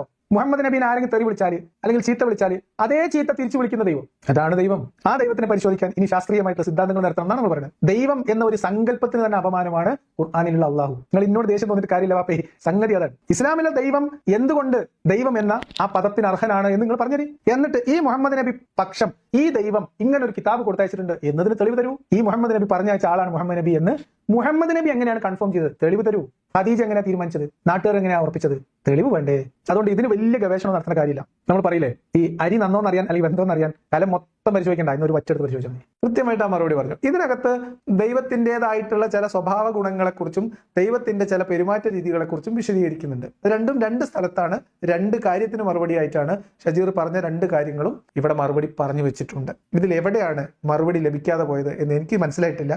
ഇനിയും ഷജീറിന് മനസ്സിലാവാത്ത ഭാഗം ഞാൻ നേരത്തെ പറഞ്ഞ അള്ളാഹുവിനെ മാറ്റിവെച്ച ഈ മറുപടിയിൽ തന്നെ ഷജീർ ആ പ്രശ്നം മുന്നോട്ട് വെക്കുന്നുണ്ട്. അതായത് പ്രശ്നം മുന്നോട്ട് വെക്കുക പറഞ്ഞാൽ ഷജീറിന്റെ മനസ്സിലുള്ള പ്രശ്നം പുറത്തു വരുന്നുണ്ട്. അതായത് അള്ളാഹുവിനെയും മുഹമ്മദിനെയും ഖുർആാനിനെയും കൈവിട്ട് അതിനും മുൻപ് അന്നാട്ടിലുണ്ടായിരുന്ന ദൈവസങ്കല്പത്തെ നിരാകരിക്കാൻ നമ്മുടെ അടുത്ത് തെളിവുണ്ടോ എന്നാണ് ഷജീർ ചോദിക്കുന്നതെങ്കിൽ, അള്ളാഹു എന്ന ദൈവത്തെ തന്നെ എടുത്താലും അള്ളാഹു എന്ന ദൈവം മുഹമ്മദിന് മുൻപേ ഉള്ള ദൈവമാണ്. മുഹമ്മദ് നബി ജനിക്കുന്ന സമയത്ത് അറബ് നാട്ടിൽ പ്രചാരത്തിലുള്ള ദൈവമാണ്. അവർ ആരാധിച്ചിരുന്ന ദൈവമാണ്, അവർ വിശ്വസിച്ചിരുന്ന ദൈവമാണ്. ആ ദൈവം മുഹമ്മദിന് മുമ്പേ ഉള്ള ദൈവം, ആ ദൈവത്തിന്റെ അസ്തിത്വം എങ്ങനെ ശാസ്ത്രീയമായി നിരാകരിക്കും എന്നാണെങ്കിൽ അതിനുള്ള മറുപടി പറയാം. അതായിരിക്കാം ഷജീർ ഉദ്ദേശിക്കുന്നത്. അതിനുള്ള മറുപടി എന്റെ വീഡിയോയിൽ ഇല്ലായിരുന്നു എന്നാണ് ഒരുപക്ഷെ ഷജീർ പരിഭവിക്കുന്നത്. അതെന്തുകൊണ്ടാണെന്നും ഈ കാര്യത്തിനുള്ള മറുപടിയും കൂടി നമ്മൾ ഇന്ന് പറയും. പ്രവാചകൻ പരിചയപ്പെടുത്തിയിട്ടുള്ള ആ ഒരു ദൈവിക കാഴ്ചപ്പാടിന്റെ സിഫത്തുകൾ ചർച്ച ചെയ്യുന്നതിന് എനിക്ക് യാതൊരു മടിയുമില്ല. തീർച്ചയായിട്ടും ഞാൻ ആ സിഫത്തുകളിലേക്ക് വരുന്നതായിരിക്കും. ഞാൻ എൻ്റെ ആദ്യ വീഡിയോയിൽ തന്നെ ഞാനത് പറയുന്നുണ്ട്, ഞാൻ അതിലേക്ക് വരുമെന്ന് പ്രോമിസ് ചെയ്യാൻ തരുന്നുണ്ട്. പക്ഷെ നമുക്ക് അടിത്തറയിൽ നിന്നും പോകണമല്ലോ. നമ്മൾ വിഷയങ്ങൾ പഠിച്ചു പോവുകയാണ്. അതിന്റെ ബേസിൽ നിന്ന് വേണം നമ്മൾ പഠിച്ചു പോകാനായിട്ട്. യെസ്. അപ്പൊ നമ്മൾ ഷജീർ ഇപ്പൊ പോയിന്റിലേക്ക് എത്തി. നമ്മൾ ബേസിൽ നിന്ന് പഠിച്ചു പോകണം. ഷജീർ അങ്ങോട്ടാണ് വരുന്നത്. അതായത് ആദ്യം ഈ പ്രപഞ്ചത്തിനൊരു സൃഷ്ടാവുണ്ടോ ഇല്ലേ എന്ന കാര്യത്തിലൊരു ധാരണയിലെത്തണം. അതാണ് ആവശ്യം. അങ്ങനെ ഈ പ്രപഞ്ചം തനിയെ ഉണ്ടായതാണെന്ന് താങ്കൾ വിശ്വസിക്കുന്നുണ്ടോ? പ്രപഞ്ചത്തിന് സൃഷ്ടാവില്ല എന്ന് നിങ്ങൾ വാദിക്കുന്നുണ്ടോ? നിങ്ങൾ ദൈവത്തിന്റെ സാധ്യതകളെ തള്ളിക്കളയുന്നുണ്ടോ എന്നതാണ് ചോദ്യമെങ്കിൽ അങ്ങനെ അങ്ങ് ചോദിക്കാം. അപ്പൊ അതിന് മറുപടി ഉണ്ട്. എന്റെ മറുപടി ഞാൻ പറയും. അതിന് പകരം നിങ്ങൾ ചോദിച്ചത് അത്രയും മുഹമ്മദ് നബി പരിചയപ്പെടുത്തിയ പ്രപഞ്ച സൃഷ്ടാവിനെ കുറിച്ചും ഇസ്ലാമിന്റെ ഗ്രന്ഥമായ ഖുർആനിലൂടെ മുഹമ്മദ് വിശദീകരിച്ച ദൈവികതയെക്കുറിച്ചും ആ ദൈവത്തിന്റെ നിയമങ്ങളെക്കുറിച്ചുമാണ്. അപ്പൊ നമ്മൾ സ്വാഭാവികമായിട്ടും ആ കിതാബിലും ഈ പ്രവാചകന്റെ ജീവിതത്തിലുള്ള കാര്യങ്ങൾ പരിശോധിക്കും. എന്നിട്ട് അതിനും മുൻപ്, മുഹമ്മദിനും മുൻപ് നാട്ടിൽ പ്രചാരത്തിലുള്ള ദൈവവിശ്വാസ സങ്കല്പത്തിലെ ഏറ്റവും മികച്ചത് എന്ന് നമ്മൾ വിചാരിക്കുന്ന ഒരു ദൈവികമായ ഒരു സങ്കല്പത്തെക്കുറിച്ച് നമ്മൾ ഇതൊന്ന് താരതമ്യം ചെയ്ത് നോക്കും. ഷജീർ ഇസ്ലാമിന്റെ മുകളിൽ ഇസ്ലാം, മുഹമ്മദ്, ഖുർആൻ, അള്ളാഹു ഇതിനെ പൂർണ്ണമായും ഉൾക്കൊണ്ടുകൊണ്ട് അതിനെ ഡിപ്പെൻഡ് ചെയ്തുകൊണ്ടാണ് പ്രപഞ്ച സൃഷ്ടാവിലേക്ക് പോകുന്നത്. ഇതുണ്ട്, ഇതാണ് പ്രപഞ്ച സൃഷ്ടാവ് ഉണ്ട് എന്നതിലേക്ക് ഷജീറിനെ നയിക്കുന്ന, അല്ലെങ്കിൽ ഷജീറിന്റെ കയ്യിലുള്ള തെളിവ് എന്ന് പറയുന്നത് ഖുർആനും മുഹമ്മദ് നബിയാണ്. അള്ളാഹു ആണ് പ്രപഞ്ച സൃഷ്ടാവ് ഉണ്ട് എന്നതിന്റെ തെളിവ് ഷജീറിന്റെ കയ്യിലുള്ളത് മുഹമ്മദ് നബിയും ഖുർആനുമാണ്. അത് കയ്യിൽ പിടിച്ചുകൊണ്ട് അതിൽ ഊന്നി നിന്നുകൊണ്ട് ഷജീർ എന്നെ നിർബന്ധിക്കുകയാണ്. ഇതിന് പിന്നിൽ ഒരു ശക്തി ഉണ്ടോ ഇല്ലേ, അതിനെ നിഷേധിക്കുന്നുണ്ടോ? അതിനെ നിഷേധിക്കുന്നുണ്ടെങ്കിൽ അതിന് ശാസ്ത്രീയമായിട്ടുള്ള തെളിവ് എന്താണ്? ഇതാണ് എനിക്ക് മനസ്സിലായത്. ഓക്കെ, ഇനി ഇതല്ല ഷജീർ ഉദ്ദേശിച്ചെങ്കിൽ അത് പറയും. അവിടെ പ്രശ്നം ഷജീർ ഈ പറഞ്ഞ കാര്യത്തിന് അത് എതിരാണ്. കാരണം ഷജീർ പറയുന്നത് ആദ്യം നമ്മൾ അടിസ്ഥാനത്തിൽ നിന്ന് തുടങ്ങണം. അടിസ്ഥാനം എന്താ? പ്രപഞ്ചത്തിന് സൃഷ്ടാവുണ്ടോ ഇല്ലേ. ഓക്കെ, പ്രപഞ്ചത്തിനൊരു സൃഷ്ടാവുണ്ടോ ഇല്ലേ എന്ന ചോദ്യം, അതിനുള്ള ഉത്തരം ഷജീറിന് ഒരു ഉത്തരവും എനിക്കൊരു ഉത്തരവും ആണെങ്കിൽ പിന്നെ നമ്മൾ സംസാരിക്കേണ്ടത് ഷജീറിന്റെ കയ്യിലുള്ള തെളിവുകളെ കുറിച്ചാണ്. അല്ലെങ്കിൽ ഷജീറിന്റെ ഉത്തരത്തിലേക്ക് ഞാൻ എത്തണം എങ്കിൽ എനിക്ക് അവലംബിക്കാവുന്നത്, ഷജീറിന് എന്നോട് പരിചയപ്പെടുത്താവുന്നത്, ഷജീറിന് എനിക്ക് പറഞ്ഞു തരാവുന്നത് ഷജീറിന്റെ കയ്യിലുള്ള തെളിവുകളാണ്. അത് ഖുർആനും മുഹമ്മദ് നബിയാണ്. ഇപ്പൊ ഒരാൾ ദൈവവിശ്വാസി ആയിരിക്കേണ്ടതിന്റെ തെളിവുകൾ, ദൈവമുണ്ട് എന്നതിന് ഷജീറിന് മുന്നോട്ട് വെക്കാൻ കഴിയുന്ന തെളിവ് എന്താണ്? ഖുർആനും ഹദീസും മുഹമ്മദ് നബിയുടെ അധ്യാപനവും അല്ലേ. അതല്ലാതെ വേറെ എന്തെങ്കിലും ശാസ്ത്രീയമായ തെളിവുണ്ടോ? ഉണ്ടെങ്കിൽ തരൂ, നമുക്കത് പരിശോധിക്കാം. അപ്പൊ ഇത് കുറച്ചുകൂടി മുന്നോട്ട് പോകുമ്പോൾ ഷജീറിന് കുറച്ചുകൂടി ക്ലാരിറ്റി വരും. കാരണം ഷജീർ ഈ മറുപടിയിൽ അതിൽ ചില സൂചനകൾ തന്നിട്ടുണ്ട്. ഞാൻ ദൈവവിശ്വാസി അല്ലാതിരിക്കുന്നതിന്, അല്ലെങ്കിൽ ഞാൻ ഇസ്ലാം എന്ന് പറയുന്ന മതത്തെ അംഗീകരിക്കാതിരിക്കുന്നതിനും ഷജീർ ഇസ്ലാമിനെ അംഗീകരിക്കുന്നതിനും ഒരേ കാരണമാണ്. നമ്മൾ പൊതുവായ ഒരു കാരണമാണ് ദൈവവിശ്വാസിയായിരിക്കാനും അല്ലെങ്കിൽ മതവിശ്വാസിയായിരിക്കാനും മതവിശ്വാസത്തിൽ നിന്ന് പുറത്തു കടക്കാനും ഹേതുവായിട്ടുള്ളത്. നമുക്ക് രണ്ടാൾക്കും പൊതുവായിട്ടുള്ള ഒരു കാരണമുണ്ട്. ആ കാരണത്തിലേക്ക് ഷജീർ അവസാനം പറഞ്ഞു. ഇപ്പോൾ പ്രവാചകൻ പരിചയപ്പെടുത്തിയ ദൈവിക കാഴ്ചപ്പാടിന്റെ അസ്തിത്വവും അതിന്റെ ഗുണഗണങ്ങളും അതിന്റെ സിഫത്തുകളും രണ്ടായി ചർച്ച ചെയ്യാമെന്ന് ഞാൻ പറയാനുള്ള കാരണം, ഇപ്പോൾ പ്രവാചകൻ പരിചയപ്പെടുത്തിയ ഒരു ദൈവിക കാഴ്ചപ്പാടിന്റെ സിഫത്തുകൾ, അതിന്റെ ഗുണഗണങ്ങൾ ലിയാക്കത്തിലേക്ക് ഓക്കെ ആയിട്ടുള്ള ഗുണഗണങ്ങളാണ് എന്ന് വിചാരിക്കുക. അഥവാ ലിയാക്കത്തിൽ വിചാരിക്കുന്ന ദൈവം എന്ന് പറയുന്നത് ദേഷ്യപ്പെടാൻ പാടില്ല, അതുപോലെ തന്നെ മനുഷ്യരുടെ ഇത്തരത്തിലുള്ള കാര്യങ്ങളിൽ ഇടപെടാൻ പാടില്ല, അങ്ങനെ ചെയ്യാൻ പാടില്ല, ഇങ്ങനെ ചെയ്യാൻ പാടില്ല എന്നതൊക്കെയാണല്ലോ ലിയാക്കത്തിൽ സ്വപ്നം കാണുന്ന ഒരു ദൈവിക കാഴ്ചപ്പാട് എന്ന് പറയുന്നത്, ദൈവത്തിന്റെ ഗുണഗണങ്ങൾ എന്ന് പറയുന്നത്. അതേ ഗുണഗണങ്ങളുള്ള ഒരു ദൈവത്തെയാണ് ഇനിയിപ്പോൾ മുഹമ്മദ് നബി പരിചയപ്പെടുത്തിയത് എങ്കിൽ അതുകൊണ്ട് മാത്രം നമുക്ക് ആ ദൈവത്തെ അംഗീകരിക്കാൻ കഴിയില്ല. ആ ദൈവത്തിന്റെ അസ്തിത്വം കൂടി നമുക്ക് ബോധ്യപ്പെടണം. എന്താണ് ഈ അസ്തിത്വം? അതൊരു പ്രധാനപ്പെട്ട ചോദ്യമാണ്. ഷജീർ പറഞ്ഞത് വളരെ റെലവെന്റ് ആയിട്ടുള്ള ഒരു പോയിന്റ് ആണ്. ഇപ്പോ ഒന്നാമത്, ഇതേതെങ്കിലും ഒരു ദൈവം ഇന്ന ഗുണങ്ങളുള്ള ഒരു ദൈവമാണെങ്കിൽ എനിക്ക് അംഗീകരിക്കായിരുന്നു എന്ന് പറഞ്ഞ ഒരു ദൈവത്തെ കാത്ത് കണ്ണിൽ എണ്ണ ഒഴിച്ച് കാത്തിരിക്കുന്ന ഒരാളൊന്നുമല്ല ഞാൻ. അതേ സമയത്ത് ആ പറഞ്ഞത് പൊതുവിൽ ദൈവത്തെക്കുറിച്ചുള്ള വിശ്വാസികളുടെ സങ്കല്പമാണ്. വിശ്വാസികൾ ദൈവത്തെ കാണുന്നത് സർവശക്തനായ, കാരുണ്യമുള്ള, പ്രശ്നങ്ങൾക്ക് ആലംബമാവുന്ന, ഒരു മനുഷ്യന്റെ പ്രയാസങ്ങളിൽ അവനെ സഹായിക്കുന്ന, ദുരിതങ്ങളിൽ രക്ഷപ്പെടുത്തുന്ന അങ്ങനെയുള്ള ഒരു ദൈവത്തെക്കുറിച്ചാണ്. അല്ലെങ്കിൽ ഏറ്റവും ചുരുങ്ങിയത് തൻ്റെ ഒരു മനുഷ്യൻ എന്ന തൻ്റെ സൃഷ്ടിയിൽ അവർക്കിടയിലെങ്കിലും തുല്യതയും നീതിയും കാത്തു സൂക്ഷിക്കുന്ന ആ രീതിയിൽ സൃഷ്ടികളെ പരിഗണിക്കുന്ന ഒരു ദൈവം. ഇത് ദൈവവിശ്വാസികളുടെ ദൈവത്തെക്കുറിച്ചുള്ള സങ്കല്പമാണ്, എന്റെ സങ്കല്പമല്ല. ഞാൻ പറഞ്ഞത് ദൈവവിശ്വാസികളുടെ ദൈവത്തെക്കുറിച്ചുള്ള സങ്കല്പം വെച്ച് പരിശോധിച്ചാൽ പോലും ഖുർആനിലെ അള്ളാഹു ദൈവികമായ ഒരു യോഗ്യതയും ഇല്ലാത്ത ആളാണ് എന്നാണ് ഞാൻ പറഞ്ഞത്. അത് എന്റെ ആഗ്രഹമായിട്ടൊന്നും എടുക്കേണ്ടതില്ല. ഇനി അത്തരം ഗുണഗണങ്ങളൊക്കെ ഉള്ള ആളാണ് ഇസ്ലാമിലെ ദൈവം എന്ന് വിചാരിക്കുക. ആ ദൈവം ഇവിടെ ഉണ്ടായിക്കോട്ടെ, ആ ദൈവത്തിന് എതിർക്കാൻ ഞാൻ വരൂല. അതിന്റെ പ്രശ്നം എന്താ? അങ്ങനെ ഒരു ദൈവം ഉണ്ട് എന്ന് വിചാരിക്കുക. ഈ ഇസ്ലാമിലുള്ള ഖുർആനിലുള്ള ദൈവത്തിന്റെ ഗുണങ്ങളില്ലാത്ത, എങ്ങും കാരുണ്യവും സ്നേഹവുമായിട്ട് നിലകൊള്ളുന്ന ഒരു ദൈവം, ഇതിനെയൊക്കെ പ്രപഞ്ചങ്ങളെയൊക്കെ സൃഷ്ടിച്ച് പരിപാലിക്കുന്ന വളരെ കാരുണ്യവാനായ ഒരു ദൈവം ഉണ്ട് വിചാരിക്കുക. ആർക്കെന്ത് ഛേദം? നമ്മൾ എന്തിനാ ഇതിനെ എതിർക്കുന്നത്? പക്ഷെ എനിക്കങ്ങനെ ബോധ്യപ്പെട്ടിട്ടില്ല. എനിക്കും ഷജീറിനും പറ്റിയത് ഒരേ പ്രശ്നമാണ്. കാരണം നമ്മൾ ഈ ദൈവം, മതം എന്നൊക്കെ ഉണ്ടാകുന്ന എവിടുന്ന? നമ്മൾ മദ്രസ വിട്ടു, വീട്ടിൽ നിന്ന് പറഞ്ഞു തന്നു, മദ്രസയിൽ നിന്ന് കുത്തിക്കയറ്റി. അവിടെ നമ്മൾ ഒരു ദൈവത്തെ കണ്ടിട്ടുള്ളൂ, അള്ളാഹു അല്ലാതെ വേറെ ദൈവമില്ല. ഇതാണ് നമ്മൾ ആദ്യം പഠിച്ച സാധനം. അപ്പൊ ദൈവം എന്ന് പറഞ്ഞാൽ എന്താ? അള്ളാഹുവാണ്. അപ്പൊ അള്ളാഹ് അല്ലാത്ത ഒന്നും ദൈവം അല്ലാതെ ആദ്യം നമ്മൾ നിഷേധിച്ചു കഴിഞ്ഞു. പിന്നെ ആകെ ബാക്കി ഉണ്ടായിരുന്ന അള്ളയാണ്. അള്ളാഹിനെ കുറിച്ച് നമ്മൾ ഖുർആനിലും ഹദീസിലും പിന്നെ മുഹമ്മദ് നബിന്റെ ജീവിതത്തിലും പഠിച്ചു വരുമ്പോൾ അള്ളയും പോയി. ഇത്ര സംഭവിച്ചുള്ളൂ. അള്ളാഹു അല്ലാത്ത എല്ലാ ദൈവസങ്കല്പങ്ങളെയും മദ്രസയിൽ നിന്ന് നമ്മൾ തലേന്ന് ഒഴിവാക്കി തന്നു. അള്ളാഹിനെ നമ്മൾ സ്വന്തം നിലക്ക് ഒഴിവാക്കി. ഇത്ര വ്യത്യാസമുള്ളൂ. അത് ഷജീർ ആ മദ്രസയിൽ നിന്ന് കിട്ടിയ ദൈവത്തെ കയ്യിൽ പിടിക്കുന്നു, പ്രപഞ്ചത്തിന് പിന്നിൽ ഒരു സൃഷ്ടാവുണ്ട് എന്ന് വിശ്വസിക്കുന്നു, ആ പ്രപഞ്ച സൃഷ്ടാവ് ഈ അള്ളാഹു ആണ് എന്ന് വിചാരിക്കുന്നു, അതിന് തെളിവായിട്ട് മുഹമ്മദ് നബിയെയും ഖുർആനെയും അവലംബിക്കുന്നു. ഇത്രയല്ലേ വ്യത്യാസം. അതല്ലെങ്കിൽ ഇപ്പൊ ബ്രഹ്മാവാണ് ദൈവം, അല്ലെങ്കിൽ യാഹുവയാണ് ദൈവം എന്ന് പറഞ്ഞ ഷജീർ സമ്മതിക്കുമോ? സമ്മതിക്കൂല എന്നാണ് ഞാൻ വിചാരിക്കുന്നത്. സമ്മതിക്കുമെങ്കിൽ നമ്മൾ തമ്മിൽ തർക്കമില്ല കേട്ടോ, മനസ്സിലായോ? അങ്ങനെ ഒരു പ്രശ്നം എനിക്കില്ല. ഞാൻ പറഞ്ഞത്, ഞാൻ മതമാണ് ഉപേക്ഷിച്ചത്. മതം, ദൈവം ഉണ്ടാവാൻ പാടില്ല എന്നുള്ള വാശിയോ, ദൈവം ഇല്ലേ ഇല്ല, ഉറപ്പായിട്ടും ഇല്ല എന്ന് പറഞ്ഞിട്ട് ദൈവത്തിനെ എവിടെയെങ്കിലും കണ്ട വെടിവെച്ച് കൊല്ലണമെന്ന് വിചാരിച്ച് നടക്കുന്ന ആളൊന്നുമല്ല. മനസ്സിലായി? ദൈവം ഉണ്ടാവാനേ പാടില്ല, ദൈവം ഉണ്ടായിക്കൂടാ എന്ന് വിചാരിക്കുന്ന ആളല്ല. ദൈവമുള്ളതായിട്ട് മതങ്ങൾ പരിചയപ്പെടുത്തിയ, നമ്മൾ പൊതുവിൽ കാണുന്ന കേൾക്കുന്ന ഒരു ദൈവമുള്ളതായിട്ട് എനിക്ക് ബോധ്യപ്പെട്ടിട്ടില്ല. അതാണ് എന്റെ സ്റ്റാൻഡ്. അത് ഷജീറിന് മനസ്സിലായിട്ടില്ലെങ്കിൽ ഇനിയും വിശദീകരിച്ചു തരാം. എനിക്ക് മനസ്സിലായിട്ടില്ല, മനസ്സിലാക്കി തന്നാൽ ആലോചിക്കും. എനിക്ക് ബോധ്യപ്പെട്ടാൽ എന്താ പ്രശ്നം? അതുകൊണ്ടല്ലേ നമ്മൾ ഈ കാര്യങ്ങൾ ഇപ്പോഴും സംസാരിക്കുന്നതും ചർച്ച ചെയ്യുന്നതും. അപ്പൊ ഇനി ഷജീർ പറഞ്ഞു വന്ന അടിസ്ഥാനം നോക്കണം. നമ്മൾ പറഞ്ഞ ഗുണങ്ങളൊക്കെ ഉള്ള ദൈവമാണെങ്കിൽ പോലും നമ്മൾ ദൈവവിശ്വാസി ആയിക്കൊള്ളണമെന്ന് നിർബന്ധമില്ല എന്ന് ഷജീർ പറയുന്നു. ഇനി നേരെ തിരിച്ച് ഷജീറിനോട് പറയാം, സിഫത്തുകളൊന്നും അസ്തിത്വമുണ്ട് എന്ന് ബോധ്യപ്പെട്ടു. അപ്പൊ ഷജീറിന് തോന്നുകയാണ് ഇതിനൊരു പിന്നിലൊരു ശക്തി ഉണ്ടാവും എന്ന് ഷജീറിന് തോന്നി എന്ന് വെക്കാം. എനിക്ക് അങ്ങനെ തോന്നിയിട്ടില്ല, ഷജീറിന് അങ്ങനെ തോന്നുന്നു, ഷജീർ അങ്ങനെ വിശ്വസിക്കുന്നു. ഇതാണ് വ്യത്യാസം. ശരി, ഷജീർ എങ്ങനെ മുസ്ലിമായി? ഷജീർ എങ്ങനെ മുഹമ്മദിന്റെ ദൈവികത അല്ലെങ്കിൽ മുഹമ്മദിന്റെ പ്രവാചകത്വം അംഗീകരിച്ചു? ഷജീർ എന്തുകൊണ്ട് ആ ശക്തിക്ക് അള്ളാഹു എന്ന് പേര് വിളിക്കുന്നു? മലയാളിയായ ഷജീർ, ഇന്ത്യയിൽ ജീവിക്കുന്ന ഷജീർ, ഈ പ്രപഞ്ചത്തിനൊരു സൃഷ്ടാവുണ്ട് എന്ന ധാരണയിലെത്തിയാൽ, ആ അസ്തിത്വം ബോധ്യപ്പെട്ടാൽ, എന്താണ് അസ്തിത്വം അത് വേറെ നമ്മൾ ചർച്ച ചെയ്യണം. അങ്ങനെ ഒരു അസ്തിത്വം ഉണ്ട്, ഒരു ദൈവമുണ്ട് എന്ന് ഷജീർ വിശ്വസിക്കുന്നു എങ്കിൽ ആ ദൈവത്തെ ഷജീർ എന്തുകൊണ്ട് അള്ളാഹു എന്ന് വിളിക്കുന്നു? ആ ദൈവത്തെ ഷജീർ എന്തുകൊണ്ട് ഖുർആനിലൂടെ വായിക്കുന്നു? ആ ദൈവത്തിന്റെ പ്രതിനിധിയായിട്ട് എന്തുകൊണ്ട് ഷജീർ മുഹമ്മദിനെ അംഗീകരിക്കുന്നു? അതും പ്രസക്തമല്ലേ? പ്രസക്തമാണ്. ഇനിയിപ്പോൾ മുഹമ്മദ് നബി പരിചയപ്പെടുത്തിയ ആ ദൈവിക കാഴ്ചപ്പാടിന്റെ അസ്തിത്വം മാത്രം നമുക്ക് ബോധ്യപ്പെട്ടാൽ പോരാ. ആ അസ്തിത്വത്തെ യുക്തിപരമായോ അല്ലെങ്കിൽ ശാസ്ത്രപരമായോ നിരാകരിക്കാൻ കഴിയുന്നില്ല. അതുകൊണ്ട് ആ അസ്തിത്വം ഓക്കെയാണ് എന്ന് പറഞ്ഞതുകൊണ്ട് മാത്രം അത് ശരിയാകില്ല. ഇനി ആ പ്രവാചകൻ മുഹമ്മദ് നബി ആ പറയുന്ന ദൈവത്തിന്റെ പ്രവാചകനാണ് എന്നതുകൂടി നമുക്ക് ബോധ്യപ്പെടണം. അതുകൂടി ചർച്ച ചെയ്തതിനു ശേഷം ആയിരിക്കണം ഞാൻ വിചാരിക്കുന്നത് ആ ദൈവത്തിന്റെ സിഫത്തുകളിലേക്ക് കടക്കേണ്ടത് എന്നാണ് ഞാൻ വിചാരിക്കുന്നത്. ക്ലിയർ ആയിട്ട് അപ്പൊ നമ്മൾ കൃത്യ സ്ഥലത്തെത്തി. ദൈവത്തിന്റെ അസ്തിത്വം ചെറിയ പ്രായത്തിൽ നമ്മുടെ തലയിൽ കുത്തി നിറച്ചു. ദൈവമുണ്ട്, മറ്റേ ചന്ദനത്തിരിയുടെ പരസ്യത്തിൽ പറയുന്നത് പോലെ ദൈവമുണ്ട്. എന്നിട്ട് ആ ദൈവമുണ്ടിനെ നമ്മളെ തലയിൽ ഉറപ്പിക്കാനും അതിനെ പരുവപ്പെടുത്താനും വെള്ളമുണ്ടെടുത്ത് നമ്മളെ മദ്രസയിൽ കൊണ്ടുവിട്ടു. അവിടെ ദൈവമുണ്ടിന് മുകളിൽ ഈ ദൈവത്തിന്റെ പേര്, പ്രവാചകൻ, ഗ്രന്ഥം, ഖുർആൻ, ആരാധന, വിശ്വാസ രീതികൾ, ആചാരങ്ങൾ, അനുഷ്ഠാനങ്ങൾ എല്ലാം മുഹമ്മദ് എന്ന് പറയുന്ന പ്രവാചകന്റെയും ഖുർആൻ എന്ന് പറയുന്ന ദൈവിക ഗ്രന്ഥത്തിന്റെയും അടിസ്ഥാനത്തിൽ ചിട്ടപ്പെടുത്തി.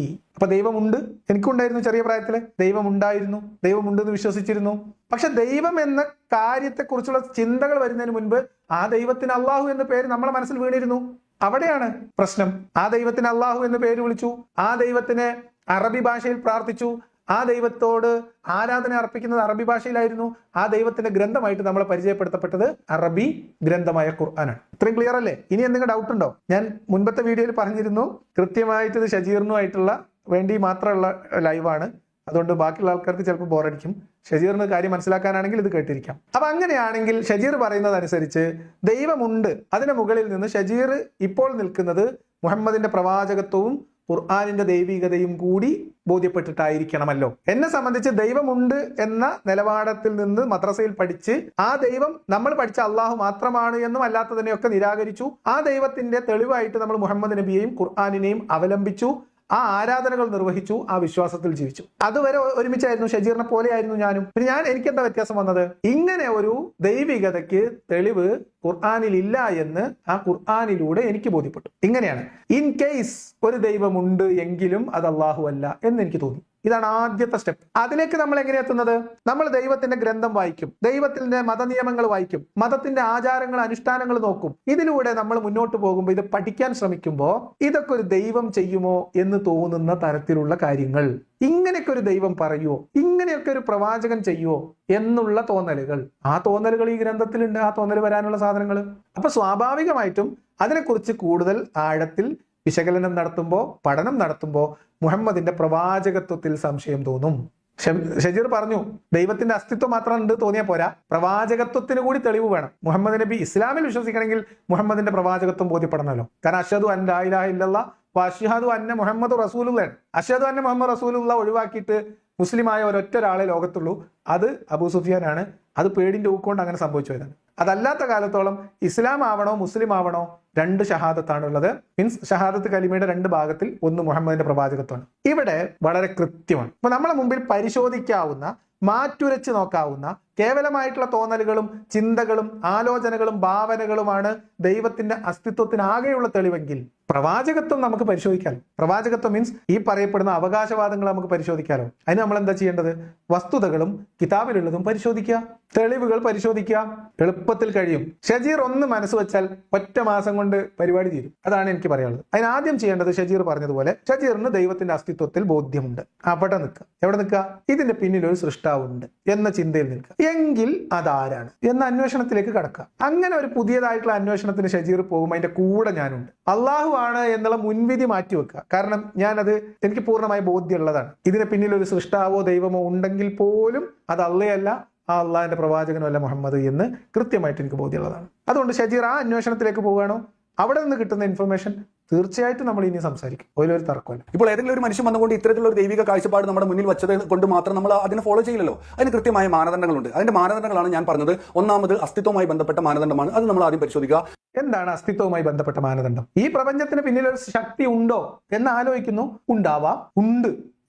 അങ്ങനെ ചില ചിന്തകൾ ഓരോ ആളുകൾക്ക് ഉണ്ടാവുന്നു. ഇതാണ് ദൈവത്തിന്റെ അസ്തിത്വം. വേറെന്താ അസ്തിത്വം? ചിലർ പറയും ഇല്ല, ചിലർ പറയും ഉണ്ടാവും, അറിയില്ല. ചിലർ പറയും ഉണ്ടാവുമായിരിക്കും, ചിലർ പറയും എനിക്കറിയില്ല, ചിലർ പറയും ഉണ്ട്, എന്റെ അടുത്ത് തെളിവുണ്ട്. ഈ എല്ലാവർക്കും അവരവരുടേതായിട്ടുള്ള കാരണങ്ങളുണ്ടാവും. ഇതെല്ലാം സാങ്കല്പികമാണ്. ഉണ്ട്, അറിയില്ല, ഉണ്ടില്ല, എല്ലാം സങ്കല്പിക്കും. അത് അവരുടെ ചിന്തയുമായി ബന്ധപ്പെട്ടതാണ്. അപ്പൊ അതവിടെ നിൽക്കട്ടെ. അടുത്തത് എന്താ നമ്മൾ നോക്കുക? രണ്ടാമത്തെ മാനദണ്ഡം എന്ന് പറയുന്നത് ആ അസ്തിത്വത്തിന്റെ പ്രവാചകനാണോ മുഹമ്മദ് നബി എന്നത് പരിശോധിക്കുക. മൂന്നാമത് ആ പറയുന്ന അസ്തിത്വത്തെ മുഹമ്മദ് നബി പരിചയപ്പെടുത്തുമ്പോൾ അതിന്റെ ഗുണഗണങ്ങൾ എന്തൊക്കെയാണ്, അത് എന്തൊക്കെയാണ് എന്ന് പരിശോധിക്കുക. ഇങ്ങനെയുള്ള കുറെ ഘട്ടങ്ങളിലൂടെ പോകുമ്പോഴല്ലേ നമുക്കൊരു വിഷയത്തെ പഠിച്ചു പോകാൻ പറ്റുള്ളൂ. തീർച്ചയായിട്ടും ആ ഘട്ടങ്ങളിലൂടെ സഞ്ചരിക്കാൻ ഇനിയും തയ്യാറാണ്. ഷജീറിനോട് വെറുതെ ഒരു വീഡിയോയിൽ പറയുന്നതല്ല. അങ്ങനെ ഉണ്ടെങ്കിൽ നമുക്ക് പരിശോധിക്കാമല്ലോ, എന്താ പ്രശ്നം? ആ പരിശോധനയ്ക്ക് പക്ഷേ ഷജീർ തയ്യാറുണ്ടോ? എന്താണ് പരിശോധന? ഒരു പരിശോധന, അതായത് ദൈവമുണ്ട് എന്ന ഒരു ചിന്തയിലാണ് ഷജീർ ഉള്ളത്. ദൈവമുണ്ട് എന്ന് വിചാരിക്കാവുന്ന അല്ലെങ്കിൽ നമ്മൾ കാണുന്ന മനുഷ്യന്റെ ജീവിതത്തിലേക്ക് നേരിട്ട് ഇടപെടുന്ന ഒരു ശക്തി, ഒരു ദൈവം ഉണ്ട് എന്ന് ബോധ്യപ്പെടുന്ന ഒന്നും എന്റെ മുമ്പിൽ ഇതുവരെ കണ്ടിട്ടില്ല, എനിക്ക് ബോധ്യമില്ല. ഇതാണ് വ്യത്യാസം. അപ്പൊ ഷജീർ അവിടെ ഉണ്ട് എന്ന ബോധ്യത്തിൽ നിന്നുകൊണ്ട് ആ ദൈവം ആരാണെന്നും എന്താണെന്നും അന്വേഷിക്കാൻ തയ്യാറുണ്ടോ? ദൈവം ഉണ്ടാകാം എന്ന് വിചാരിച്ച് ഞാൻ ഷജീറിന്റെ കൂടെ കൂടാം. പക്ഷെ ഒറ്റ കണ്ടീഷൻ ഉണ്ട്. ഷജീർ ഒന്നുകിൽ മുൻവിധികളുടെ ഈ ബാണ്ടക്കെട്ട് അയച്ചു വെക്കണം, മുഹമ്മദ് നബിയുടെ അന്ത്യപ്രവാചകത്വവും ഖുർആാനും മാറ്റിവെക്കണം, മുൻവിധികളില്ലാതെ മാറ്റിവെക്കണം. മറ്റെല്ലാ ദൈവികമായ സങ്കേതങ്ങളും അന്വേഷിക്കുന്നതിന്റെ ഇടയിൽ നമുക്ക് മുഹമ്മദിനെ കുറിച്ച് ആലോചിക്കാം, ഖുർആനെ കുറിച്ച് ആലോചിക്കാം, ഗീതയോ അല്ലെങ്കിൽ ഇവിടുത്തെ വേദങ്ങളോ ബൈബിളോ തോറയോ ഒക്കെ പരിശോധിക്കുന്ന കൂട്ടത്തിൽ നമുക്ക് ഖുർആനെയും പരിഗണിക്കാം, അതിൽ ദൈവികതയുണ്ടോ എന്ന് പരിശോധിക്കാം, ഒരു തർക്കമില്ല. പക്ഷെ ആ അർത്ഥത്തിൽ ദൈവത്തിന്റെ അസ്തിത്വത്തിന് സാധ്യത മുൻനിർത്തിക്കൊണ്ട് ആ ദൈവത്തെ അന്വേഷിക്കുമ്പോൾ മുൻവിധികളില്ലാതെ അന്വേഷിക്കാനാണെങ്കിൽ ഷജീറിന്റെ കൂടെ ഞാനും കൂടാ, അത്രയ്ക്കല്ലേ പറയാൻ പറ്റുള്ളൂ. ഇനി അതല്ല ഷജീർ പറയുന്നത്, ഇസ്ലാമിലെ ദൈവം മുഹമ്മദ് നബി പരിചയപ്പെടുത്തിയ പ്രപഞ്ച സൃഷ്ടാവ്, അതാണ് ആവർത്തിച്ച് ഷജീർ പറഞ്ഞുകൊണ്ടിരുന്നത്. അതാണെങ്കിൽ നമ്മൾ പരിശോധിക്കേണ്ടത് ദൈവമുണ്ട് എന്ന് സങ്കല്പിച്ച് നമ്മൾ നിൽക്കുക. എന്നിട്ട് മുഹമ്മദിന്റെ പ്രവാചകത്വത്തിന് ഒന്നാമത്തെ തെളിവ് എന്താണ്? ഞാൻ പ്രവാചകനാണ് എന്ന് മുഹമ്മദ് പറഞ്ഞതിനുള്ള തെളിവ്. അത് ഞാൻ കഴിഞ്ഞ വീഡിയോയിൽ വൃത്തിയായി ചോദിച്ചിട്ടുണ്ട്. മുഹമ്മദ് നബിക്ക് ദൈവം പ്രവാചകത്വം കൊടുത്തു എന്ന് മുഹമ്മദ് നബിക്ക് എങ്ങനെ മനസ്സിലായത്? അത് പറഞ്ഞാൽ മതി. അപ്പൊ നമുക്ക് മുഹമ്മദിന്റെ പ്രവാചകത്വം വെച്ചിട്ട് തന്നെ മുന്നോട്ട് പോകാം. ഇതൊന്നും നമുക്ക് പ്രശ്നമുള്ള കാര്യമല്ല. പക്ഷെ തെളിവ് വേണം. വെളിവൊക്കെ നമുക്ക് പിന്നെ ഉണ്ടാക്കിയെടുക്കാം. തെളിവ് വേണം, പറയുന്നതിന് തെളിവ് വേണം, അല്ലെങ്കിൽ പറയുന്നു. അതാണ് കണ്ടീഷൻ. ആ കണ്ടീഷനിൽ ഷജീർ ദൈവത്തെ അന്വേഷിക്കൂ. ദൈവം ഉണ്ടെങ്കിലോ, എങ്ങാനും ബിരിയാണി കൊടുത്താലോ ഞാനും കൂടാം, ഒരു കുഴപ്പമില്ല. ഇപ്പൊ നമുക്കറിയാമല്ലോ, ചരിത്രത്തിൽ ബദർ യുദ്ധം നടക്കുന്ന സമയത്ത് പ്രവാചകൻ പ്രാർത്ഥിക്കുന്നത് അള്ളാഹുവിനോടാണ്. അതുപോലെ തന്നെ ബദറിലേക്ക് പുറപ്പെടുന്നതിന് മുമ്പ് അബൂജഹൽ, പ്രവാചകനെ വധിക്കുന്നതിന് വേണ്ടിയുള്ള ശത്രുപക്ഷത്തുള്ള അബൂജഹൽ, അദ്ദേഹവും പ്രാർത്ഥിക്കുന്നത് അള്ളാഹുവിനോട് തന്നെയാണ്. അഥവാ സമൂഹത്തിൽ നിലനിന്നിരുന്ന ഒരു വിശ്വാസമായിരുന്നു, ആരാണ് ഇതിനെയൊക്കെ സൃഷ്ടിച്ചത്, ആരാണ് ഇതിനെയൊക്കെ സംവിധാനിച്ചത് എന്ന് ചോദിച്ചു കഴിഞ്ഞാൽ ആ ജനത പറയുമായിരുന്നു ഇതൊക്കെ അള്ളാഹുവാണ് എന്ന് പറയുമായിരുന്നു. പക്ഷേ അവർ പ്രാർത്ഥിച്ചിരുന്നത്, അവർ ആരാധന അർച്ചനകൾ നടത്തിയിരുന്നത് ഈ പറയുന്ന മക്കയിലുള്ള 300 ചില്ലാൻ വിഗ്രഹങ്ങളിലായിരുന്നു അവർ പ്രതിഷ്ഠ നടത്തിയിരുന്നത് എന്ന് നമുക്ക് കാണാൻ സാധിക്കും. ഇവിടെ എത്തും, നമ്മൾ ഇവിടെ നിൽക്കാം. അബൂജഹലും അബൂ സുഫിയാനും ഉത്തബത്തും ഷൈബത്തും എല്ലാവരും വിളിച്ച അല്ലാഹ്. മുഹമ്മദിനയുടെ വാപ്പ അബ്ദുള്ളയും അബ്ദുൽ മുത്തലിബും അവിടുന്ന് അങ്ങോട്ട് അദ്ദേഹത്തിന്റെ പിതാമഹന്മാരും അദ്ദേഹത്തിന്റെ പിതൃവ്യന്മാരും ഒക്കെ വിളിച്ച, അബൂലഹബ് ഉൾപ്പെടെയുള്ളവർ വിളിച്ച അല്ലാഹ്. അതെന്തായിരുന്നു? ദൈവത്തിന്റെ നാമമാണ് എന്നാണ് ഷജീർ പറയുന്നത്. അപ്പൊ ദൈവമുണ്ട്. അതിനിടയിലാണ് പെട്ടെന്ന് ഒരാൾ കയറി വന്നിട്ട് പറയുന്നത്, ഇങ്ങോട്ട് നോക്കി, ഞാൻ പ്രവാചകനാണ്. 40 കൊല്ലം ആ മനുഷ്യർക്കിടയിൽ ജീവിച്ച ഒരാള് 3-4 മാസം മലയുടെ മുകളിൽ കയറി ഗുഹയിൽ തപസ് ചെയ്തിട്ട് ഇറങ്ങി വന്നിട്ട് പറയാണ് ഞാനാണ് അള്ളാഹുവിന്റെ പ്രവാചകനാണ്. എന്താണ് തെളിവ്? അവിടെ നിന്നാണല്ലോ ഷജീർ ഇപ്പൊ പറയുന്ന മുഹമ്മദ് നബി ഉണ്ടാവുന്നത്, ഖുർആൻ എന്ന് പറയുന്ന ഇതുണ്ടാവുന്നത്, നിസ്കാരം, നോമ്പ്, ഓത്ത്, സക്കാത്ത് എല്ലാ സാധനങ്ങളും ഇതിന്റെ മുകളിൽ കെട്ടിപ്പൊക്കിയതല്ലേ. അപ്പൊ നമ്മൾ ആദ്യം പരിശോധിക്കേണ്ടത് എന്താണ്?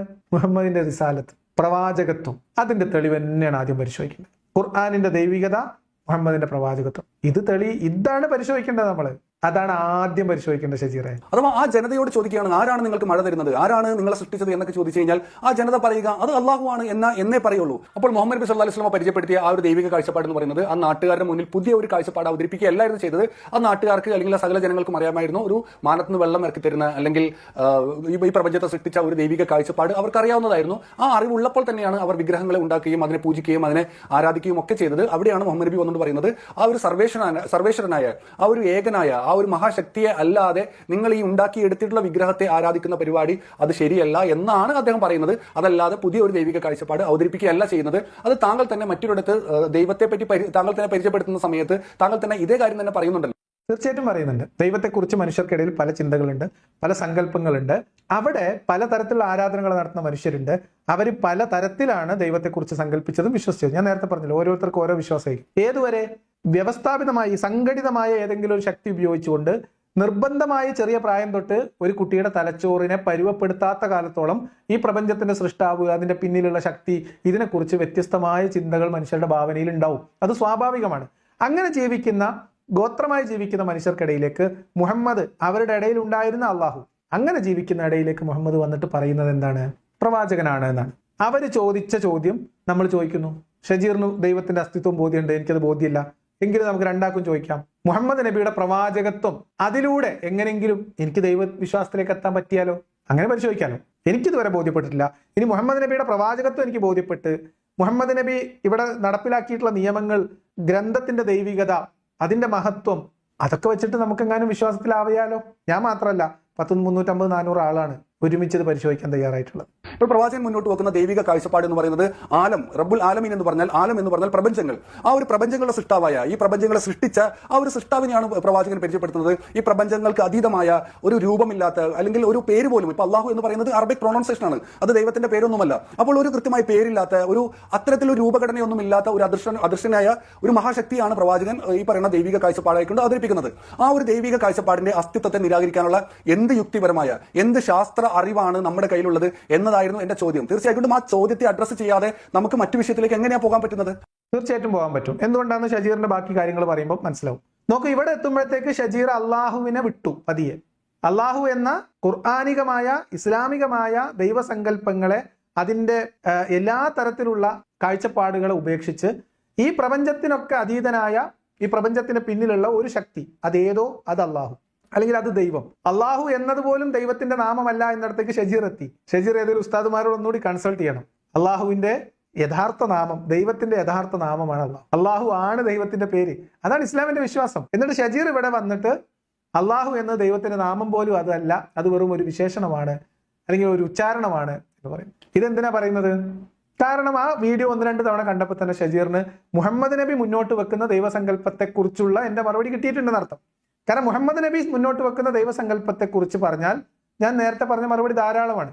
അപ്പൊ ഷജീർ, ഞാൻ നേരത്തെ വീഡിയോ തുടക്കത്തിൽ പറഞ്ഞതുപോലെ, മുഹമ്മദിനെയും ഖുർആാനിനെയും മാറ്റിവെച്ച് ഈ പ്രപഞ്ചത്തിന്റെ പിന്നിൽ ഒരു ശക്തി ഉണ്ടോ, അതിനെ നിരാകരിക്കാൻ തയ്യാറുണ്ടോ എന്നാണ്. ഞാൻ അങ്ങനെ നിരീശ്വരവാദം, അല്ലെങ്കിൽ ദൈവം ഉണ്ടായിക്കൂടാ, ദൈവത്തെ എവിടെയെങ്കിലും കണ്ടാൽ അപ്പ തീർക്കണം എന്ന് വിചാരിച്ച് നടക്കുന്ന ആളല്ല. എനിക്ക് ദൈവവിശ്വാസം ഉള്ള മനുഷ്യരോടും ഇല്ലാത്ത മനുഷ്യരോടും ഒരേ സമീപനമാണ്, ഒരേ കാഴ്ചപ്പാടാണ്. ഒരു മനുഷ്യന്റെ വിശ്വാസത്തിന് ഞാൻ എതിരല്ല. ഒരാൾ ദൈവത്തിൽ വിശ്വസിക്കുന്നു, ഒരാൾ ദൈവം ഉണ്ടെന്ന് വിശ്വസിക്കുന്നു, ചിലർ ഇല്ല എന്ന് പറയുന്നു, ചിലർക്ക് അറിയില്ല എന്ന് പറയുന്നു. ഇതെന്റെ കാര്യമല്ല, എന്റെ വിഷയമല്ല. എന്നെ സംബന്ധിച്ച് വ്യക്തിപരമായിട്ട് ഇങ്ങനെ ഒരു ദൈവം ഉള്ളതായിട്ട് എനിക്കൊരു ബോധ്യമില്ല. ഇപ്പോ നിലവിൽ അങ്ങനെ ഒരു ദൈവത്തിന്റെ സാധ്യത ഞാൻ കാണുന്നില്ല. ഇനി എനിക്കത് ബോധ്യപ്പെട്ടാൽ പ്രശ്നമില്ല. അതാണ് എന്റെ കാഴ്ചപ്പാട്, അതാണ് എന്റെ നിലപാട്. അത് എല്ലാ കാലത്തും അങ്ങനെ തന്നെയാണ്. അപ്പൊ അതുകൊണ്ട് ഷജീർ അള്ളാഹുവിനെ ഖുർആനെ ഒഴിവാക്കിയിട്ട് ഇതിന്റെ പിന്നിലുള്ള ശക്തിയിലേക്ക് എത്തി. നല്ല കാര്യം. അങ്ങനെ ഒരു ശക്തിയിൽ നിൽക്കെ ഷജീർ നേരത്തെ പറഞ്ഞു മുഹമ്മദ് നബി കാണിച്ച പ്രപഞ്ച സൃഷ്ടാവിനെ ഒന്നുകൂടി പരിശോധിച്ച് നോക്കിയേ, അപ്പൊ സംഗതി വേഗം തിരിയും. അപ്പോൾ ഇതേ ഒരു കാഴ്ചപ്പാട് തന്നെയാണ് ലോകത്തിന്റെ വ്യത്യസ്ത ഭാഗങ്ങളിലേക്ക് ചെന്ന പ്രവാചകന്മാർ, ആചാര്യന്മാർ എല്ലാം ജനങ്ങളെ പഠിപ്പിച്ചത്. ഇപ്പോൾ എന്റെ ചോദ്യം ഒന്നുകൂടി ശക്തമാകുകയാണ്. ഏതെങ്കിലും ഒരു നാട്ടിലെ ഏതെങ്കിലും ഒരു മനുഷ്യൻ മാത്രം പറഞ്ഞ ഒരു ആശയത്തെ പറ്റിയല്ല ഞാൻ നിങ്ങളോട് ചോദിക്കുന്നത്.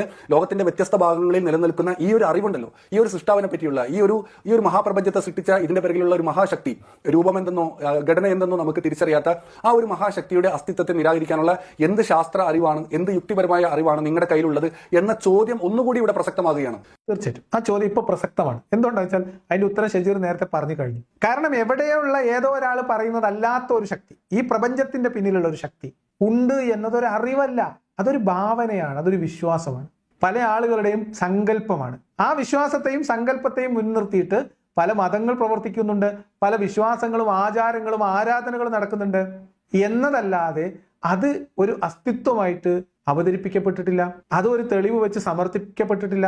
അത് സങ്കല്പമാണ്, വിശ്വാസമാണ്. ഓരോ ആളുകൾ ഓരോ തരത്തിലാണ് വിശ്വസിക്കുന്നത്. അതിന് നമ്മൾ അവരെ കുറ്റപ്പെടുത്തുന്നില്ല. അത്തരം ഒരു അസ്തിത്വത്തെ നമ്മൾ നിരാകരിക്കേണ്ട കാര്യമുണ്ടെന്ന് ഞാൻ വിചാരിക്കുന്നില്ല. ഒരാൾ വിചാരിക്കുന്നു ഈ പ്രപഞ്ചത്തിന്റെ പിന്നിൽ ഇതിനൊക്കെ നിയന്ത്രിക്കുന്ന ഒരു ശക്തി ഉണ്ട് എന്നൊരാൾ വിചാരിക്കുന്നു. അതുകൊണ്ട് ആർക്കെന്ത് ഛേദം, ആർക്കെന്ത് പ്രശ്നം? നമ്മൾ എവിടെയാണ് ഇടപെടുന്നത്? ഷജീർ അതിലേക്ക് കൃത്യമായിട്ട് വരുന്നുണ്ട്. നമ്മളുടെ എവിടെയാണ് അഭിപ്രായ വ്യത്യാസം? ഇപ്പൊ ഈ പ്രപഞ്ചത്തിന്റെ പിന്നിൽ ഒരു സൃഷ്ടാവുണ്ട് എന്ന് ഞാൻ വിശ്വസിക്കാത്തതാണോ ഷജീറിന്റെ പ്രശ്നം? അതിനെ ഞാൻ നിരാകരിക്കുന്നു എന്നതാണോ പ്രശ്നം? ഞാൻ അതിന്റെ സാധ്യതകൾ നിരാകരിക്കുന്നില്ല, എനിക്കിതുവരെ ബോധ്യപ്പെട്ടിട്ടില്ല. ഇത്രയേ ഉള്ളൂ കാര്യം. ഞാൻ നിരാകരിക്കുന്നത് എന്താണ്? ഈ പ്രപഞ്ചത്തിന്റെ സൃഷ്ടാവിന്റെ പ്രതിനിധിയാണ് എന്ന് പറഞ്ഞിട്ട് ഇവിടെ ആളുകൾ രംഗപ്രവേശം ചെയ്യുകയും ഈ പ്രപഞ്ചത്തിന്റെ സൃഷ്ടാവ് പറഞ്ഞയച്ചിട്ട് വന്നതാണെന്ന് പറഞ്ഞിട്ട് ആളുകൾ വരികയും ആ പ്രപഞ്ച സൃഷ്ടാവ് പറഞ്ഞയച്ചതാണ്, കൊടുത്തുവിട്ടതാണെന്ന് പറഞ്ഞിട്ട് കിതാബ് കാണിക്കുകയും അതൊക്കെ അനുസരിച്ച് എല്ലാവരും ജീവിക്കണം, അല്ലെങ്കിൽ അതിനനുസരിച്ച് നമ്മളിവിടെ നിയമം ഉണ്ടാക്കും എന്ന് പറയുമ്പോൾ അങ്ങനെ ഉണ്ടാക്കുന്ന നിയമങ്ങൾ മാനുഷികമാണോ? പരിശോധിക്കും. അത് മനുഷ്യർക്ക് പൊതുവിൽ, എല്ലാ മനുഷ്യർക്കും പൊതുവിൽ ഉപകാരപ്പെടുന്നതും ഗുണപരമായതും എല്ലാവരെയും ഒരുപോലെ പരിഗണിക്കുന്നതും എല്ലാവർക്കും ആർക്കും ദോഷമില്ലാത്തതുമാണോ എന്ന് പരിശോധിക്കും. അല്ലാത്തതിനെ എതിർക്കും. മാനവികത, ജനാധിപത്യം, ഈ 2 കാര്യങ്ങൾ മുൻനിർത്തി, എമ്പതി, ഈ 3 കാര്യങ്ങളെ മുൻനിർത്തിയിട്ടാണ് വിശകലനങ്ങൾ അത്രയും നടക്കുന്നത്. അല്ലാതെ ദൈവം ഉണ്ടാവാൻ പാടില്ല എന്നുള്ള വാശി കൊണ്ട് ഖുർആൻ ഉപേക്ഷിച്ച ആളല്ല ഞാൻ. ഖുർആനിന്റെ കൊണം കൊണ്ട് ഉപേക്ഷിച്ചാണ്. ദൈവം ഉണ്ടായിക്കൂടാ, ദൈവം ഉണ്ടാകാൻ സമ്മതിക്കൂല എന്ന് പറഞ്ഞ് വാശി പിടിച്ചിട്ട് ഇസ്ലാം വിട്ട ആളല്ല ഞാൻ. ഇസ്ലാമിന്റെ കൊണം മനസ്സിലാക്കിയിട്ട് അത് ഉപേക്ഷിച്ചാൽ അതെനിക്ക് ഞാൻ ചിന്തിക്കുന്ന എന്റെ ചിന്തക്ക്, എന്റെ സങ്കല്പത്തിന്, മാനുഷികമായ ചിന്തകൾക്ക്, എനിക്ക് എന്റെ സഹജീവികളോടുള്ള കാഴ്ചപ്പാടിന്, ആ കാഴ്ചപ്പാടിന് വിരുദ്ധമാണ് ഈ മതം എന്നതുകൊണ്ട് ആ മതം ഉപേക്ഷിച്ച ആളാണ് ഞാൻ. ഷജീറിന് എന്നെ മനസ്സിലാവാത്തതാണോ ഇനി പ്രശ്നം? ഇതിൽ കൂടുതൽ സിമ്പിളായിട്ട് ഈ കാര്യങ്ങൾ പറഞ്ഞുതരാൻ കഴിയില്ല. എന്ന് മാത്രമല്ല, ഈ കാര്യം കൃത്യമായിട്ട് ഷജീർ തന്നെ വിശദീകരിക്കുന്നുണ്ട്. ഞാൻ നേരത്തെ പറഞ്ഞല്ലോ, ഷജീർ മതം വിശ്വാസിയായിരിക്കുന്നതും ഞാൻ മതം ഉപേക്ഷിക്കുന്നതും ഒറ്റ കാരണം കൊണ്ടാണ്. എന്താ കാരണം? ഷജീർ വിചാരിക്കുന്നത് ഇത് ദൈവികമാണ് എന്നതിന്റെ തെളിവായിട്ട് വിചാരിക്കുന്നത് മുഹമ്മദ് നബി രാഷ്ട്രീയ പ്രവർത്തനം നടത്തിയെന്നാണ്. ഞാൻ ഇസ്ലാം ഉപേക്ഷിക്കാൻ കാരണം മുഹമ്മദ് നബിയുടെ രാഷ്ട്രീയ പ്രവർത്തനമാണ്. രണ്ടും ഒന്നാണ്. അപ്പോൾ നിങ്ങൾ ആ മകനോട് പറയുക, മോനെ, നമുക്ക് ഈ പറയുന്ന മുഹമ്മദ് നബി പഠിപ്പിച്ചിരുന്ന ആ ഒരു സൃഷ്ടാവിന്റെ സിഫത്തുകളുണ്ടല്ലോ, ഗുണഗണങ്ങൾ, അതിനെപ്പറ്റി നമുക്ക് അടുത്തത് ചർച്ച ചെയ്യാൻ മോനെ, ഉടനെ നമുക്ക് ചർച്ച ചെയ്യാം. ആദ്യം തന്നെ ഇത്തരത്തിലുള്ള ഒരു സൃഷ്ടാവ് ഈ പ്രപഞ്ചത്തിനുണ്ട് എന്നും ഈ പ്രപഞ്ചം തനിയെ ഇങ്ങനെ ഉണ്ടായതല്ല എന്നും ഈ പ്രപഞ്ചത്തിന് കൃത്യമായ ഒരു ആസൂത്രണം ഉണ്ട് എന്നും പറഞ്ഞുകൊണ്ട് മുഹമ്മദ് നബി പഠിപ്പിക്കുന്ന ഒരു സൃഷ്ടാവുണ്ടല്ലോ, ആ സൃഷ്ടാവിന്റെ അസ്തിത്വത്തെ പറ്റിയിട്ടാണ് മോനെ ഞാൻ നിന്നോട് ചോദിക്കുന്നത്. അങ്ങനെ ഒരു അസ്തിത്വം ഇല്ല എന്ന് പറയാൻ മാത്രം എന്ത് എന്ത് യുക്തിപരമായ അറിവാണ് മോനെ നിന്റെ കയ്യിലുള്ളത്? ഇപ്പൊ ക്ലിയർ ആയെന്ന് ഞാൻ വിചാരിക്കുന്നു. ഇവിടെ അവസാനം എത്തിയപ്പോഴത്തേക്ക് ഷജീർ പറഞ്ഞത് മുഹമ്മദിനെ അള്ളാനെയും ഏതോ ഒരാളെ ഒക്കെ ഒഴിവാക്കിയിട്ടുള്ള ഒരു പ്രപഞ്ച സൃഷ്ടാവാണ്. ആ കാര്യത്തിൽ എന്നോട് പറഞ്ഞാൽ അതിനെ നിരാകരിക്കേണ്ട കാര്യമില്ല. കാരണം അത് ഉണ്ടെന്ന് പറഞ്ഞ് തള്ളി വരുന്നില്ലല്ലോ. അപ്പൊ നമ്മൾ അങ്ങോട്ട് പോയി നിരാകരിക്കേണ്ട കാര്യമില്ല. അത് ന്യൂട്രലാണ്. അത് ചിലപ്പോൾ ഉണ്ടാവാം, ഇല്ലായിരിക്കാം. നമ്മൾ അതിനെ നിഷേധിച്ച് നിരോധിച്ച് അങ്ങനെ തള്ളേണ്ട കാര്യമൊന്നുമില്ല. അതേ സമയത്ത് ഷജീർ ഇപ്പൊ പറഞ്ഞിട്ടുണ്ടല്ലോ, ഇതായിരുന്നു നേരത്തെ ചോദിച്ചുകൊണ്ടിരുന്നത്. മുഹമ്മദ് നബി പരിചയപ്പെടുത്തിയ പ്രപഞ്ച സൃഷ്ടാവ്, മുഹമ്മദ് നബിയെ പരിചയപ്പെടുത്തിയ പ്രപഞ്ച സൃഷ്ടാവിനെ നിരാകരിക്കാനുള്ള ശാസ്ത്രീയവും യുക്തിഭദ്രവുമായിട്ടുള്ള തെളിവുകൾ, മറുപടികൾ ഞാൻ തരുകയും ചെയ്തു. ഇനി മുഹമ്മദ് നബിയെയും പരിഗണിക്കുന്നില്ല, ഖുർആനെയും എടുക്കുന്നില്ല, ഇതിന്റെ പിന്നിൽ എന്തോ ഒരു ശക്തി ഉണ്ടെന്നുള്ള വിശ്വാസമാണോ? അതിനെ ഞാൻ എതിർക്കുന്നില്ല. അത് ചില ആളുകൾക്ക് അങ്ങനെ ഉണ്ട്, ചില ആൾക്കില്ല. എനിക്ക് ആ വിശ്വാസം ഇല്ല. ഷജീറിന് ആ വിശ്വാസമുണ്ട്, ഒരു പ്രശ്നമില്ല. ഞാൻ അതിനെ നിരാകരിക്കാനും വരുന്നില്ല. ഷജീർ അങ്ങനെയൊന്നുമില്ല, അങ്ങനെ ഷജീർ വിശ്വസിക്കാൻ പാടില്ല ഞാൻ പറയില്ല. കാര്യങ്ങൾ ക്ലിയർ ആയി എന്ന് ഞാൻ വിചാരിക്കുന്നു. ഇതിനേക്കാളും ക്ലിയർ ആവണം. ഇതിനേക്കാളും ക്ലിയർ ആക്കാൻ ഏറ്റവും നല്ല ആൾ ഷജീറാണ്. ഷജീർ അത് ക്ലിയർ ആക്കി തരും. ഇനി ലിയാഖത്തിൽ പറയുന്ന ഒരു ഭാഗം കൂടി ഞാൻ നിങ്ങളുടെ മുന്നിൽ കാണിച്ചുകൊണ്ട്, അതിനോട് എനിക്ക് യോജിപ്പാണ്, അതുകൊണ്ടാണ് അത് കാണിച്ചുകൊണ്ട് ഞാൻ വീഡിയോ അവസാനിപ്പിക്കും. മുഹമ്മദ് നബി നല്ല ബുദ്ധികൂർമ്മതയുള്ള, നല്ല മനക്കട്ടിയുള്ള, തൊലിക്കട്ടിയുള്ള ഒരു രാഷ്ട്രതന്ത്രജ്ഞനായിരുന്നു, ഒരു നേതാവായിരുന്നു, ഒരു ഗോത്രത്തലവനായിരുന്നു, ഒരു കൊള്ളത്തലവനായിരുന്നു, ഒരു രാഷ്ട്ര തലവനായിരുന്നു, സൈന്യാധിപനായിരുന്നു, ഭരണാധികാരിയായിരുന്നു. ഒരു സംശയം. അതവിടെ പറയുന്നത് പ്രവാചകൻ ഒരു ഭരണാധികാരിയായിരുന്നു. അദ്ദേഹത്തിന്റെ ലക്ഷ്യം തന്നെ ഭരണം പിടിച്ചെടുക്കുക എന്നതായിരുന്നു. പിന്നെ അദ്ദേഹത്തിന്റെ കൂട്ടത്തിൽ കൊള്ളക്കാരൻ എന്നൊക്കെ പറയുന്നുണ്ട്. അത് അദ്ദേഹത്തിന്റെ കയ്യിൽ നിന്ന് ഇടുന്നതാണ്. എന്തായാലും പ്രവാചകൻ ഒരു ഭരണാധികാരിയായിരുന്നു. ഭരണം അദ്ദേഹത്തിന്റെ ഒരു ലക്ഷ്യമായിരുന്നു എന്ന് ലിയാഖത്തിൽ പറഞ്ഞതിനോട് ഞാൻ യോജിക്കുകയാണ്. ഞാൻ പറഞ്ഞല്ലോ, ഷജീർ വിശ്വാസിയായിരിക്കുന്നതും ഞാൻ വിശ്വാസം അല്ലെങ്കിൽ മതം ഉപേക്ഷിക്കുന്നതും ഒറ്റ പോയിന്റിലാണ്. ഞാൻ മതം ഉപേക്ഷിച്ച ആ കാരണമാണ് ഷജീറിനെ മതത്തിൽ പിടിച്ചിരുത്തുന്നതാണ് ഷജീർ പറയുന്നത്. ഇവിടെ കൊള്ളക്കാരൻ എന്ന് ഞാൻ വിശേഷിപ്പിച്ചതൊന്നുമല്ല. കൊള്ള ചെയ്യുന്ന ആളുകൾ, കൊള്ള മുതലുകൾ കൈകാര്യം ചെയ്യുന്ന ആളുകൾ, കൊള്ളയ്ക്ക് വേണ്ടി പുറപ്പെട്ടു പോകുന്ന ആളുകളെ ഞങ്ങളുടെ നാട്ടിൽ കൊള്ളക്കാർ എന്ന് വിളിക്കും.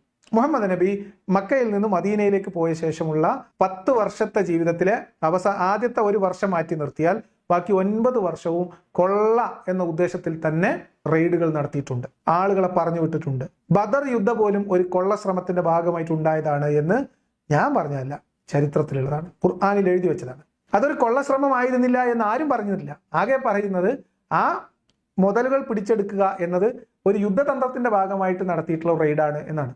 അല്ലാതെ കൊള്ളയ്ക്ക് പുറപ്പെട്ടു പോയില്ല എന്ന് പറയുന്നത്. കൊള്ള മുതലുകൾ എന്ന് തന്നെയാണ് പറയുന്നത്. ആക്രമിച്ചെടുക്കുന്ന സ്വത്തുക്കൾ, ഉറങ്ങിക്കിടക്കുന്ന യുദ്ധങ്ങൾ എന്ന് പോലും പറയാൻ പറ്റാത്തതാണ് ഇസ്ലാമിൽ നടന്ന സംഘടനകളിൽ ഏറെയും. സംഘടനകളൊന്നുമില്ലാതെ സ്വമേധയാ കീഴ്പ്പെടുത്തി കൊള്ള ചെയ്ത സ്ത്രീകളെയും കുട്ടികളെയും ഉൾപ്പെടെ പിടിച്ചെടുത്ത് വിതരണം ചെയ്ത ചരിത്രം ഇസ്ലാമിലുണ്ട്. അപ്പൊ കൊള്ളക്കാരന് ഞാൻ വെറുതെ കൈ നട്ടതല്ല, ഗ്രന്ഥത്തിലുള്ളതാണ്, ചരിത്രത്തിലുള്ളത്. ആ പേരിൽ എഴുതി വെച്ചിട്ടുണ്ടാവില്ല, പക്ഷെ സംഭവിച്ചതാണ്. പിന്നെ അദ്ദേഹം ഒരു രാഷ്ട്രതന്ത്രജ്ഞനായിരുന്നു, സംശയമൊന്നുമില്ല. അഗ്രഗണ്യനായിരുന്നു, സംശയമില്ല. കാര്യങ്ങളെ പറഞ്ഞു ഫലിപ്പിക്കാനും ലീഡർഷിപ്പും അതിനെന്തൊക്കെ ചെയ്യണം അതൊക്കെ അറിയാവുന്ന ആളായിരുന്നു. അതിലൊന്നും സംശയമില്ല. അദ്ദേഹത്തിന്റെ രാഷ്ട്രീയമായ ലക്ഷ്യമുണ്ടായിരുന്നു എന്ന് ഞാൻ പറയുന്നതിനോട് താങ്കൾ പൂർണ്ണമായിട്ട് യോജിക്കുന്നു. ഒരൊറ്റ വ്യത്യാസമേ ഉള്ളൂ, അദ്ദേഹത്തിനുണ്ടായിരുന്നത് രാഷ്ട്രീയ ലക്ഷ്യം മാത്രമേ. ആ രാഷ്ട്രീയ ലക്ഷ്യത്തിലേക്ക് എത്താൻ അദ്ദേഹം ഒരു ദൈവിക സങ്കല്പത്തെ കൂട്ടുപിടിക്കുന്നു എന്ന് മാത്രമേ ഉള്ളൂ. എത്ര ലളിതമായിട്ട് ഞാൻ പറഞ്ഞുതരാം. ഇപ്പോൾ ഇന്ത്യയിൽ നടന്നുകൊണ്ടിരിക്കുന്ന ഒരു ഹിന്ദു രാഷ്ട്ര നിർമ്മിതിക്ക് വേണ്ടി എങ്ങനെയാണോ സംഘപരിവാർ അജണ്ട സെറ്റ് ചെയ്ത് മുന്നോട്ട് പോകുന്നത്, ഇതിന്റെ ഡിക്റ്റോ ആയിരുന്നു അന്ന് അവിടെ നടന്നത്. ഒരു വ്യത്യാസമില്ല. ഇവിടെ 33 കോടി ദൈവങ്ങളിൽ നിന്ന് ഒരു ദൈവത്തെ എടുക്കുന്നു. ഇന്നും ജയ് ശ്രീറാം എന്ന് വിളിക്കാൻ ആവശ്യപ്പെട്ടുകൊണ്ട് ഒരു വയോധികനെ കർണാടകത്തിൽ മർദ്ദിച്ചതിന്റെയും അദ്ദേഹത്തിനെ താടി മുറിച്ചെടുത്തതിന്റെയും താടി കത്തിച്ചു എന്നൊക്കെ പറയുന്ന പ്രശ്നമുണ്ട്. ഇവിടെ ശ്രീരാമനാണ്, അവിടെ അള്ളാഹു ആയിരുന്നു. ഇവിടെ അയോധ്യയാണ്, അവിടെ മക്കയിലെ കഅബയായിരുന്നു. എത്രയെത്ര തെളിവുകൾ, സമാനതകൾ. ഈ അയോധ്യ ക്ഷേത്രത്തിന്റെ കഥ, ഇതേ കഥ തന്നെയാണ് കഅബയെ കുറിച്ചുള്ള ഇബ്രാഹിമിന്റെ പരമ്പര. അപ്പൊ ഇതൊക്കെ വളരെ ക്ലിയർ ആണ്. അപ്പൊ അതുകൊണ്ട് മുഹമ്മദ് മക്കയുടെ ആധിപത്യം പൂർണ്ണമായിട്ട് പിടിച്ചടക്കുക എന്ന ലക്ഷ്യത്തിൽ തുടങ്ങി. മക്ക, കഅബയുടെ ചുറ്റുമുള്ള മക്ക, അതിന്റെ അധികാരം മാത്രമായിരുന്നു ആഗ്രഹം. അതായിരുന്നു ലക്ഷ്യം. ആ ലക്ഷ്യത്തിലാണ് തുടക്കം. ആ ലക്ഷ്യം പൂർത്തീകരിക്കുമ്പോഴാണ് മുഹമ്മദ് നബി അദ്ദേഹത്തിന്റെ ദൗത്യം പൂർത്തിയാക്കുന്നത്. അത് നിങ്ങൾ ആലോചിച്ചാൽ മതി. ഇതിന്റെ ചരിത്രം, ഇതിനെ ഒരു യുദ്ധമായിട്ടും ഒരു രാജാവ്, നിങ്ങൾ ബാഹുബലി സിനിമയായിട്ട് മുഹമ്മദ് നബിയുടെ ചരിത്രം അതിന് കുറച്ചുകൂടി മുന്നോട്ട്, ഒരു 3 തലമുറ മുന്നോട്ട് പോയിട്ട് ഇങ്ങോട്ട് വായിച്ചാൽ മതി. അവിടെ മുതൽ ക്ലിയർ ആയിട്ട് കിട്ടും. രാഷ്ട്രീയം മാത്രമാണ്. ആ രാഷ്ട്രീയത്തിന് അവിടെ അന്നാട്ടിലുണ്ടായിരുന്ന ഒരു ദൈവസങ്കല്പത്തെ കൂട്ടുപിടിക്കുന്നു. ആ ദൈവത്തിന്റെ പ്രതിനിധിയാണ്, പ്രവാചകനാണ് ഞാനെന്ന് അവകാശപ്പെടുന്നു. അതിനനുസരിച്ചാണ് ഞാൻ ഇനി പറയുന്നതൊക്കെ ദൈവം പറഞ്ഞുകൊണ്ടാണ് എന്ന് പറയുന്നു. അദ്ദേഹത്തിന്റെ ലക്ഷ്യത്തിലേക്ക് പോകുന്നു. കുറെ ആളുകൾ ആ വിശ്വാസത്തിലേക്ക് വരുന്നു, കുറെ ആളുകൾ അതിന് തയ്യാറാവുന്നില്ല. അതിൻ്റെ ഇടയിൽ സംഘടനകൾ നടക്കുന്നു. വേറെ എന്താ അവിടെ സംഭവിച്ചത്? ഒന്നും സംഭവിച്ചില്ല. ജനങ്ങൾ അനുഭവിക്കുന്ന പ്രശ്നങ്ങളെയാണല്ലോ ഒരു രാഷ്ട്രീയ പ്രശ്നങ്ങൾ എന്ന് പറയുന്നത്. ജനങ്ങളുടെ പ്രശ്നങ്ങൾ. ആ ജനങ്ങളുടെ പ്രശ്നത്തിൽ പ്രവാചകൻ ഇടപെട്ടു. ആ ജനങ്ങളുടെ പ്രശ്നവുമായി ബന്ധപ്പെട്ട മേഖലകൾ അദ്ദേഹം കൈകാര്യം ചെയ്തു. ഒരു പൊളിറ്റിക്സ് അദ്ദേഹം കൈകാര്യം ചെയ്തു. ഒരു രാഷ്ട്ര ഭരണാധികാരി എങ്ങനെയാകണമെന്ന് അദ്ദേഹം കാണിച്ചു തന്നു. ഈ മേഖലകളൊക്കെ പ്രവാചകന്റെ ആ ഒരു പ്രവാചക ദൗത്യത്തിന്റെ ഉള്ളിൽ വരുന്നതായതുകൊണ്ടാണ് ഞാൻ ഈ പറയുന്ന പ്രവാചകനെ പിൻപറ്റുകയും അല്ലെങ്കിൽ അത് അദ്ദേഹത്തെ ഫോളോ ചെയ്യുകയും ചെയ്യുന്നത്. അവിടെ എനിക്ക് മനസ്സിലാവാത്തൊരു കാര്യം, ലോകത്തെ എല്ലാ ഭരണാധികാരികളും അവരവരുടെ രാജ്യം വെട്ടിപ്പിടിക്കാനും അല്ലെങ്കിൽ അവരവർക്ക് അധികാരം സ്ഥാപിക്കാനും നിലനിർത്താനും വ്യാപിപ്പിക്കാനും ആ കാലഘട്ടത്തിൽ പ്രത്യേകിച്ച് ഒരു സാമ്രാജ്യങ്ങൾ തുടങ്ങിയിട്ടുള്ള ഒരു രാജഭരണ സംവിധാനങ്ങളൊക്കെ ഉള്ള കാലത്ത് ഈ തരം ശ്രമങ്ങൾ എല്ലാവരും നടത്തിയിട്ടുണ്ട്. അതിൽ നിന്ന് എങ്ങനെയാണ് അത് പ്രവാചകത്വത്തിന്റെ ഭാഗമാവുന്നത്? ആ പ്രവാചകത്വത്തിന് എന്താണ് ഷജീറിന്റെ കയ്യിൽ തെളിവുള്ളത്? അവിടെ മാത്രമാണ് പോയിന്റ് ഉള്ളൂ. അവിടെയാണ് നമ്മൾ ഡൗട്ടുള്ളൂ. മുഹമ്മദ് നബി ജനങ്ങൾക്ക് വേണ്ടി ഇടപെട്ടതല്ല. മുഹമ്മദ് നബി അദ്ദേഹത്തിന്റെ ലക്ഷ്യത്തിലേക്ക് വേണ്ടി ജനങ്ങളെ പ്രേരിപ്പിക്കുകയും ജനങ്ങളെ അതിലേക്ക് ക്യാൻവാസ് ചെയ്യുകയും ചെയ്തു. നോക്കൂ, 13 കൊല്ലം മുഹമ്മദ് നബി മക്കയിൽ പ്രബോധനം നടത്തിയിട്ട് 100 ആളുകളോട് അടുപ്പിച്ചാണുണ്ടായിരുന്നത്. 200 തികയിലായിരുന്നു അംഗസംഖ്യ. 13 വർഷത്തെ പ്രബോധനം. മദീനയിലേക്ക് പോകുന്നു. അവിടെ ഉണ്ടാവുന്ന സെറ്റപ്പ് വേറെയാണ്, അവിടുത്തെ രീതി വേറെയാണ്. അവിടെ യഥാർത്ഥത്തിൽ വാളെടുത്തിട്ടുള്ള പ്രചാരണം, ഭയമായിരുന്നു പ്രധാനമായിട്ട്. ഇസ്ലാമിലേക്ക് ആളുകൾ സ്വമേധയാ വരാനും നിർബന്ധിതമായ സാഹചര്യത്തിൽ ഇസ്ലാം സ്വീകരിക്കാനും ഇസ്ലാമിന് കീഴ്പ്പെടാനും ഒക്കെ കാരണമായിട്ടുള്ളത് ബദറിലെ വിജയമാണ്. അത് ഞാൻ പറയുന്നതല്ല, ഇസ്ലാമിന്റെ ഗ്രന്ഥത്തിൽ എഴുതി വെച്ചത്. ബദറിന് ശേഷം മദീനയെ ഗ്രസിച്ചത് മുഹമ്മദിനെ കുറിച്ചും മുഹമ്മദിന്റെ സംഘത്തെക്കുറിച്ചുമുള്ള ഭയമായിരുന്നു എന്ന് ഇസ്ലാമിന്റെ ചരിത്രത്തിലുണ്ട്. എന്തിനാ ഭയപ്പെടുന്നത്? കാരണം ഈ പറഞ്ഞ 1,25,000-ഓളം പ്രവാചകന്മാരെ അയച്ചുകൊണ്ട് അള്ളാഹു സുബ്ഹാനഹു തആല ജനങ്ങളെ പഠിപ്പിക്കുകയാണ്. നിങ്ങൾക്കൊരു ദൈവമുണ്ട് കേട്ടോ, ആ ദൈവത്തെ നിങ്ങൾ ഇങ്ങനെ പ്രാർത്ഥിച്ചുകൊണ്ടിരിക്കണം, ആ ദൈവത്തെ ഇങ്ങനെ സ്തുതിച്ചുകൊണ്ടിരിക്കണം എന്ന് പഠിപ്പിക്കുന്നതിന് മാത്രമായിക്കൊണ്ട് 1,25,000 പ്രവാചകന്മാരെ അയച്ചുവെങ്കിൽ ആ ദൈവം ഒരു വിഡ്ഢിയായ ദൈവമായിട്ട് ഞാൻ മനസ്സിലാക്കിയുള്ളൂ. ഇതൊക്കെ പറഞ്ഞ എവിടെ എത്തുന്ന? ഇസ്ലാമിന്റെ വിശ്വാസത്തിന്റെ കടക്കൽ കത്തിവെക്കുകയാണ്. ഷജീറിന്റെ വിശ്വാസം തകർക്കുകയാണ്. ഷജീർ പതിയെ വിശ്വാസത്തിൽ നിന്ന് പുറത്താണ്. ഈ ആശയങ്ങളെല്ലാം ഇസ്ലാമിന് പുറത്താണ്. അള്ളാഹുവിന്റെ ദൂതന്മാർ മുഴുവൻ വന്നത് അള്ളാഹുവിന്റെ ഏകത്വം സ്ഥാപിക്കാനും അള്ളാഹുവിന് ഇബാദത്ത് ചെയ്യേണ്ടതിലേക്ക് ആളുകളെ പ്രേരിപ്പിക്കാനും മാത്രമാണ്. വേറെന്തിനാ? കേവല ദൈവത്തെ പരിചയപ്പെടുത്തുകയും ആ ദൈവത്തിന്റെ ആരാധന അർച്ചനകൾ പഠിപ്പിക്കാൻ മാത്രമായിക്കൊണ്ട് 1,25,000 പ്രവാചകന്മാർ വരിക എന്ന് പറയുന്നത് അത് എന്റെ യുക്തിക്ക് ചേർന്നതല്ല. കഥ പണ്ടേ കഴിഞ്ഞാണ് ഷജീർ ഭായ് ഇങ്ങനെ ഇപ്പൊ പറഞ്ഞ 2-3 സെന്റൻസ് ആയിട്ട് അടുത്തുള്ള പള്ളിയിലെ ഉസ്താദിനോട് പോയിട്ട് പറയാം, ഉസ്താദെ എനിക്ക് തോന്നുന്നത് ദൈവം സ്വന്തം അസ്തിത്വം സ്ഥാപിക്കാൻ വേണ്ടി ആരാധനകൾ നിർവഹിക്കാൻ ആവശ്യപ്പെടാൻ വേണ്ടിയും മാത്രമായിട്ട് ഇത്രയും പ്രവാചകന്മാരെ പറഞ്ഞയക്കും എന്നത് എന്റെ യുക്തിക്ക് നിരക്കുന്നതല്ല. അതൊരു വിഡ്ഢിയായ ദൈവത്തിന്റെ ലക്ഷണമാണ് എന്നാണ് എനിക്ക് തോന്നുന്നത് എന്ന് പറഞ്ഞാൽ നിങ്ങൾക്ക് മുർത്തത്തിന്റെ സർട്ടിഫിക്കറ്റ് അപ്പ സ്പോട്ടിൽ തരും. നിങ്ങൾ എന്തായി പറയുന്നത്? മുഹമ്മദ് നബിയുടെ ദൗത്യം എന്തായിരുന്നു എന്നാണ് ഇസ്ലാമിന്റെ വിശ്വാസം? തൗഹീദ് സ്ഥാപിക്കുക. പക്ഷെ ഷജീർ പറയുന്നു മുഹമ്മദ് നബി സജീവമായിട്ട് മനുഷ്യരുടെ പ്രശ്നങ്ങളിൽ ഇടപെട്ട് രാഷ്ട്രീയത്തിൽ ഇടപെട്ടത് കൊണ്ടാണ് മുഹമ്മദ് നബിയെ പിൻപറ്റുന്നത് എന്ന്. ഞാൻ മുൻകഴിഞ്ഞ പ്രവാചകന്മാരുടെ ചരിത്രങ്ങളെല്ലാം പഠിക്കുന്ന സമയത്ത് അവർ നിർവഹിച്ചു പോരുന്ന ദൗത്യം എന്ന് പറയുന്നത് ആ ഒരു സമൂഹവുമായി ബന്ധപ്പെട്ട് ആ ഒരു കാലഘട്ടവുമായി ബന്ധപ്പെട്ട നിർവഹിച്ച ദൗത്യം അവർ അനുഭവിക്കുന്ന പ്രശ്നങ്ങളാണ്. ആ ജനങ്ങൾ അനുഭവിക്കുന്ന പ്രശ്നങ്ങളെയാണ് സകല പ്രവാചകന്മാരും അഡ്രസ് ചെയ്തിട്ടുള്ളത്. അല്ലാതെ ദൈവത്തിനെ പരിചയപ്പെടുത്തുകയും ആ ദൈവത്തിന്റെ ആരാധന അർച്ചനകൾ മാത്രം പഠിപ്പിക്കുന്നതിന് വേണ്ടിയിട്ടല്ല ഒരു പ്രവാചകന്മാരും നിയോഗിക്കപ്പെട്ടത് എന്നത് എനിക്ക് പറയാൻ സാധിക്കും. നിങ്ങൾക്ക് പറയാൻ സാധിക്കും. ആ പറച്ചിൽ കൊണ്ട് നിങ്ങൾ ഇസ്ലാമിന്റെ പുറത്തെത്താനും സാധിക്കും, അല്ലെങ്കിൽ അതിന് കാരണമാകും. പ്രവാചകന്മാർ മുഴുവൻ നിയോഗിക്കപ്പെട്ടത് തൗഹീദ് പഠിപ്പിക്കാനാണ്, തൗഹീദ് സ്ഥാപിക്കാനാണ്. അള്ളാഹു അല്ലാത്തവരെ ആരാധിക്കരുത് എന്ന് മുന്നറിയിപ്പ് നൽകാനാണ്. അള്ളാഹുവിനെ തന്നെ ആരാധിക്കണമെന്നും അള്ളാഹുവിന് കീഴ്പ്പെട്ട് ജീവിക്കണമെന്നും പ്രബോധനം നടത്താൻ വേണ്ടിയിട്ടാണ്. അള്ളാഹു അല്ലാതെ ആരാധിക്കുന്നവർ നാളെ നരകത്തിൽ കിടക്കേണ്ടി വരും എന്ന് ഓർമ്മിപ്പിക്കാനാണ്, ജനങ്ങളുടെ പ്രശ്നത്തിൽ ഇടപെടാനല്ല. ഷജീർ ഇസ്ലാമിന്റെ അടിസ്ഥാന വിശ്വാസത്തിൽ നിന്ന് തിരിഞ്ഞു പോയിരിക്കുന്നു. പക്ഷെ ഷജീർ പറയുന്നതിൽ ഒരു കാര്യമുണ്ട്. ഷജീർ വിശ്വസിക്കുന്നത് മുഹമ്മദ് നബി അങ്ങനെ ജനങ്ങളുടെ കാര്യത്തിൽ ഇടപെട്ട് രാഷ്ട്രീയമായി നിയമങ്ങൾ ഉണ്ടാക്കി രാഷ്ട്രത്തെ സജ്ജീകരിച്ച് ജനതയെ ഒന്നിപ്പിച്ച ഒരു നേതാവായും ഒരു രാഷ്ട്ര നേതാവായും ഒക്കെ ഷജീർ അദ്ദേഹത്തെ അംഗീകരിക്കുന്നു. അത് പ്രവാചകത്തിന്റെ ഭാഗമാണ് എന്ന് ഷജീർ വിശ്വസിക്കുന്നു. അവിടെ മാത്രമേ നമുക്ക് തർക്കമുള്ളൂ.